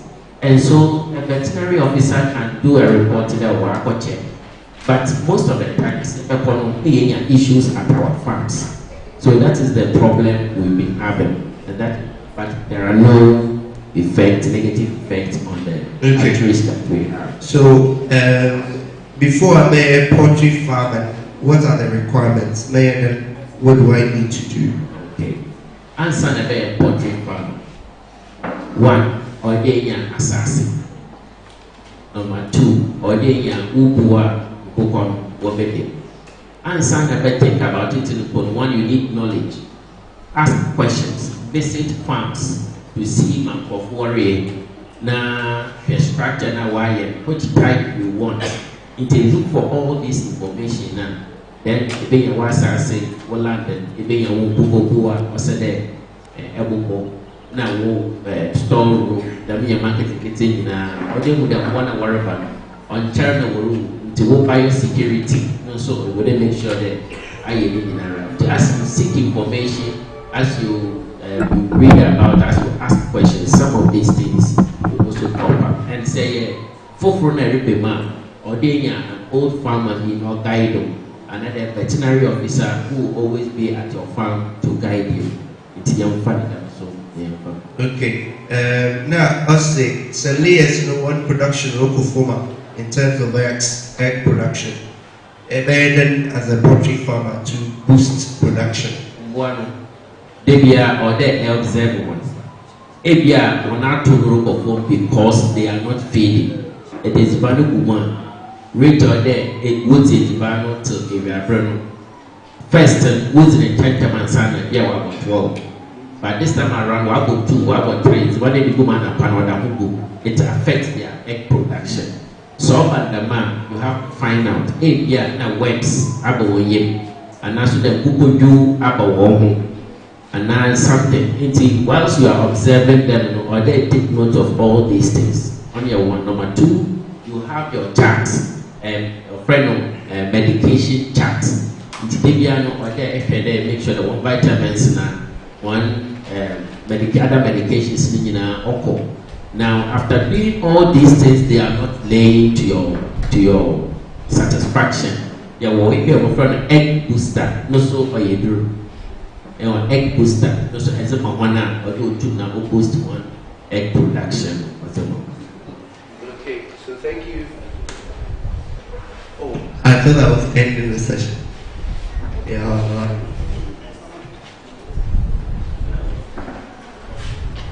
They set up a farm and they do the man that you have to put the scenario. I'm glad that when I say they themselves before we can set up it. And I also, apart from the what most of the times, if every year will baby up of baby what's here, I had a kick against it. That is why all my veterinary officers what's it called veterinary now one may inspection and sign, okay. But how a home so that in our community will not kick against your business. Yes, it is true, you can go to veterinary. In fact, going to the veterinary to come and inspect it for you is to your own advantage. Because I'm making the answer my best site a home as a poultry farm. May know one veterinary officer, may in Kasaya and Sana. Yeah, never start business. So he came, no, so okay, and he even came to tell us, maybe I ever site to go, you see, bring the direction. All these things are technicalities that you need somebody with that knowledge to let you know. It's the other side, sorry, Anna, this is good. Or there will be pass over them direction there. From one of one will fit them direction in over. It is a simple facer, Ebian Suframa, Sutra, Suframanti. And it will just add more job to your labor. because in Supuma or they talk about salmon. Now, one supposed to sort salmon, not the Abraham. So it is good you go to a veterinary officer to handle it, all these things for you. So go to a veterinary officer if you want to set up a poultry farm. That is good business. It's juicy, is everything good about agro business. So if you want to set up really one, seek the right advice. So ladies and gentlemen, we are drawing the curtains to the end. From that, he talked about the age in terms of yes. Under normal circumstances, they are supposed to lay for a year. Okay, when they start laying, they are supposed to lay for a year, and then after that year, one actually back of that time, no was not for 1 year. What's there, and they basically who had said your opportunity to get pregnant and to deliver. It was not until 1 year. If you be personally the next time, formally you are receiving, let's say, 100 crates. At that age, you will be receiving like 70. Then it will drop to say 50%, which is 50 crates. But then after a month or two, it will still come up again. It's a big issue. So thank you very much once again. So I'd like to invite Ms. Araba Hughes to give us a closing remark for this session so that we can officially close the session. This session.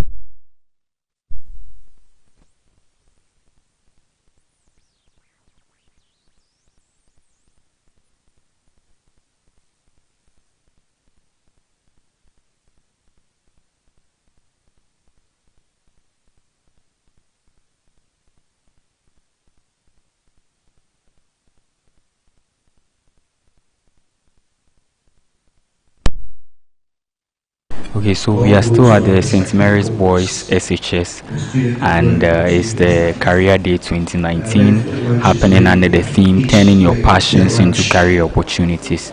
So for the second session, we had Miss Teresa Sefua speaking to us about the bead making industry. We also had Mr. Akombwebu talking to us about the poultry farm industry.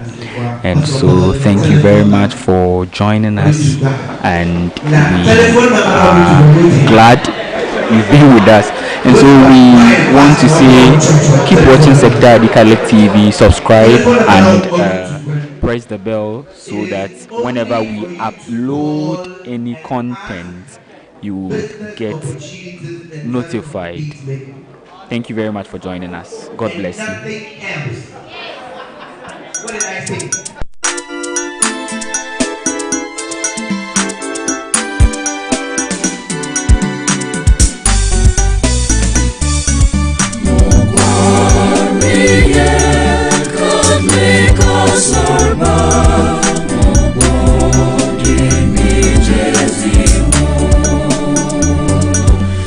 Sectadi Catholic TV, divinely inspired, fully Catholic.